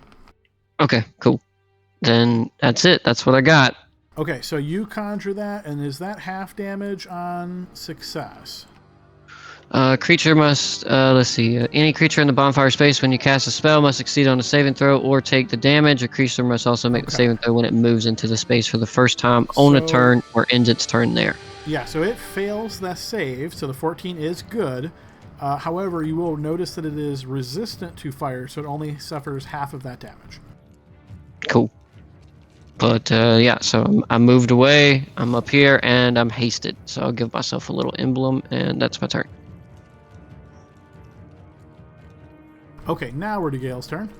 Okay, so now the beer moves in my hand. I look at the bartender. What's his reaction, real quick? He is also very shocked, like kind of shuddering backwards. You get the impression he's about ready to go underneath the counter and try to hide. All right, free action. I slam the beer on the ground, and as an action, I'm going to put my shield on. I thought you were going to say, hold my cup. Yeah. I'm going to move 10 here. I'm going to tell that lady to get out of here. And I'm going to put my shoulder underneath the table and knock it on its edge. And I'm going to take a dodge action behind this table. When it's on its edge, like a cover. Yes. Okay, so this, of course, is static map. So I'm just going to try to document that here and say edge. Yeah, okay, cool. And I'll put my dodge... Oh, actually, no, I can't dodge. I took an action to put the shield on, so I'm just kind of crouched. You're trying to use the table for cover. Yeah, and if you want to put me prone, it doesn't matter to me. But no, I don't think you got to be prone for that. Okay. Yeah, cool. the table should be enough protection against the dragon breath. All right. Yeah. Well, come on. It could be. Oh, there's a little person next to you. Look out, Spectre! There's someone next to you. Okay. I see him. And my turn. All right. If that's your turn, then we move to Kurtu. I imagine Gale's got like a beer foam mustache with all of this, like saying all that, That's funny. All right, so Adam, I'm going to go ahead and I am, of course, going to quicken a spell here.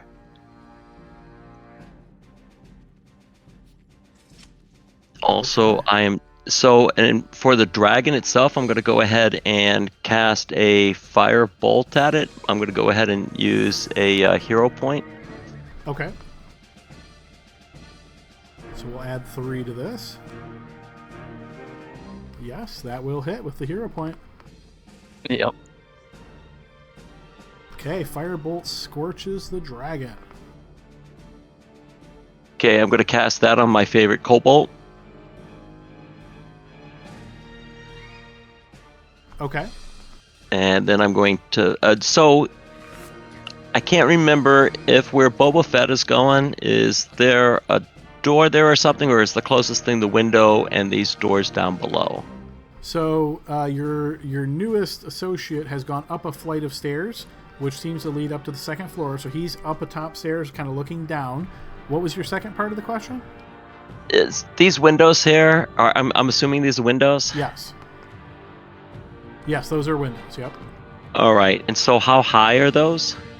Ground level. The bigger one, the bay window, that's 2 squares. You can think of that as being 10 feet wide, probably 5 feet high.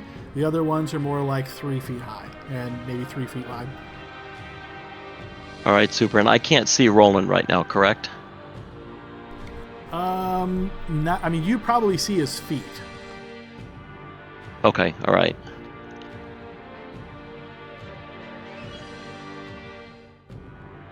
I'm just going to go there, and I'm invisible. I'm just trying to figure out what targets would be and not be, kind of thing. And that'll end my turn. Okay.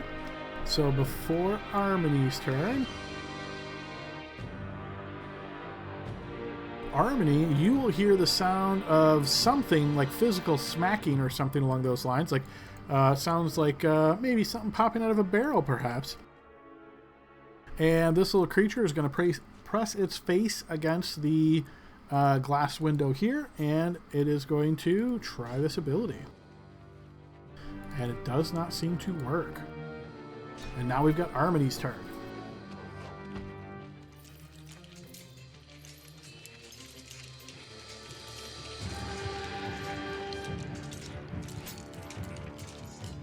Sorry for the wait.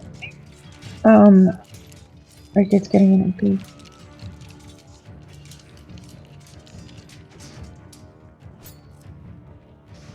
Hello? Yep, yeah, we can hear you. Okay, so I have not been able to see any of the little creatures peeking through windows, right? Even when I have eyes on From your current position, no, you don't have eyes on any of the creatures. Okay, but I have eyes on the majority. I'm sorry, say that again? But I can see the dragon? You saw the dragon fly over you and then slam on top of the roof. Because the way the roof is slanted, I would say yes, you can see part of the dragon.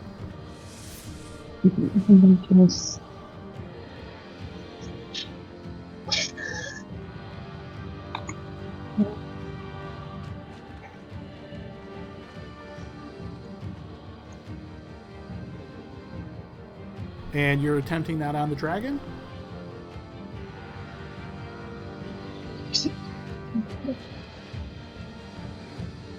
Yes. All right, go ahead and throw a spell effect roll, please.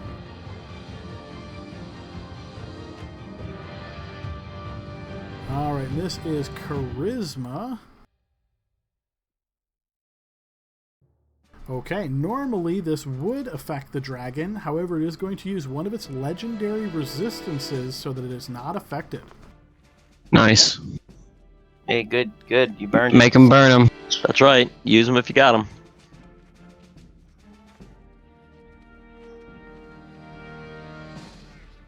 Okay, anything else on your turn here, Harmony?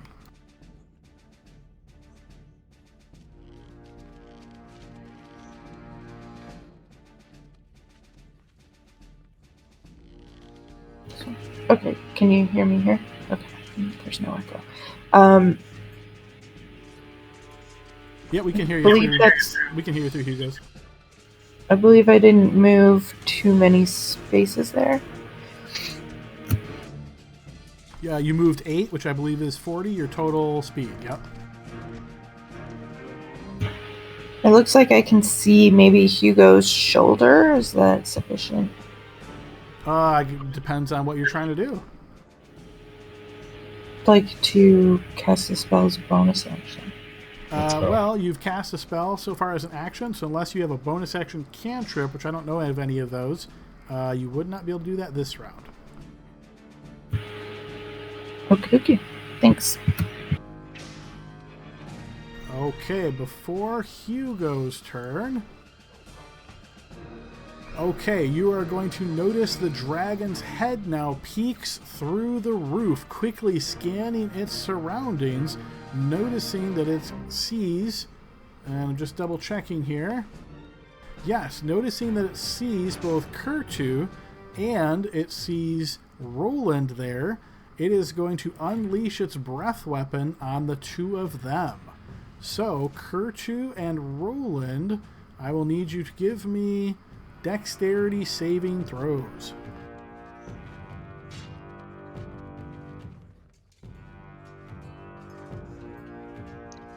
Adam, I don't know why I've got a -1 there. You I don't know won't what. apply that, but unfortunately you will fail that save. Okay, I see you're casting Absorb Elements. You'll suffer half. Yep. And then Roland. Yeah. Okay, go ahead and set yourself back to public, but you will also My fail bad. that. So, I'm also going to use it. I was just seeing if I had it, but I do have Absorb Elements as well, Adam. okay, go ahead and post that to burn the spell slot. Nobody wants to take full damage from any of this shit. All right. No, man, I just made this character. So Kurtu, you first. You'll take half of this. And I So ran into a corner. 26 points of damage to Kurtu.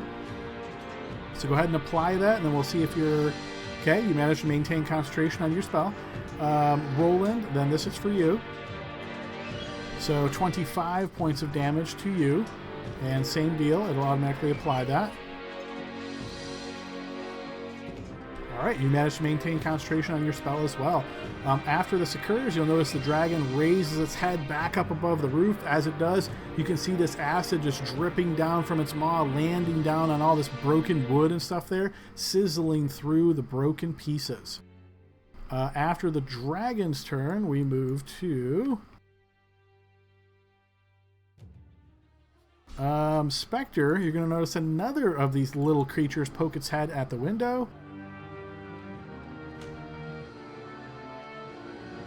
And this time it works, as we see yet another one of these creatures suddenly appears next to you, Spectre. Spectre, how many are there right now? 4. Oh, okay. I was thinking we were up to like 6 or something. Okay, then it is Hugo's turn. Okay.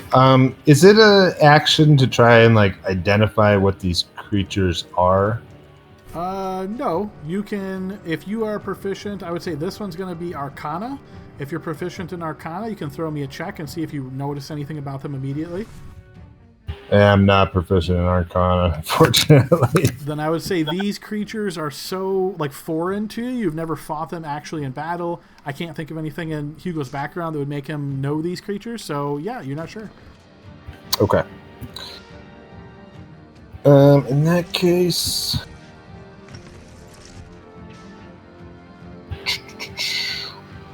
Hugo is gonna. Yeah, why not? It's gonna be a little bit of fireball time on the dragon. All right. So you don't see the dragon's head there anymore. So I'm assuming you're casting it above on the roof, right? Yeah. Okay. Yeah. Yeah. You can do that. And I'm actually gonna cast it at a 4th level. Okay.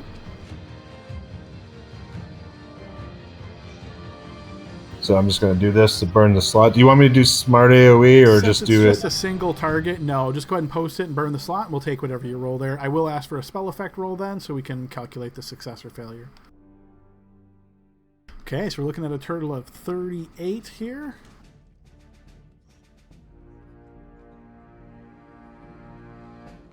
Yes, that will affect him, so he is burnt by the fireball. Okay. And if there's anybody in like the streets around here, I'll yell for everyone to get the hell out of here. You're looking around and think you see that's their people plan. scattering. Yes, people are just like fleeing as fast as they can. All the bystanders Wait. decided not to watch. Even the bystanders beat your initiative, but And I'll say, get the guns. And I'm going to I guess I'll rush. Shit, I don't know where the rest of these little guys are. I'm Is gonna that rush. bonfire still there, Adam? It is, yeah. Okay. I'm gonna rush over here to the side, and I am going to try to telekinetically pull this guy by the door towards me. Okay.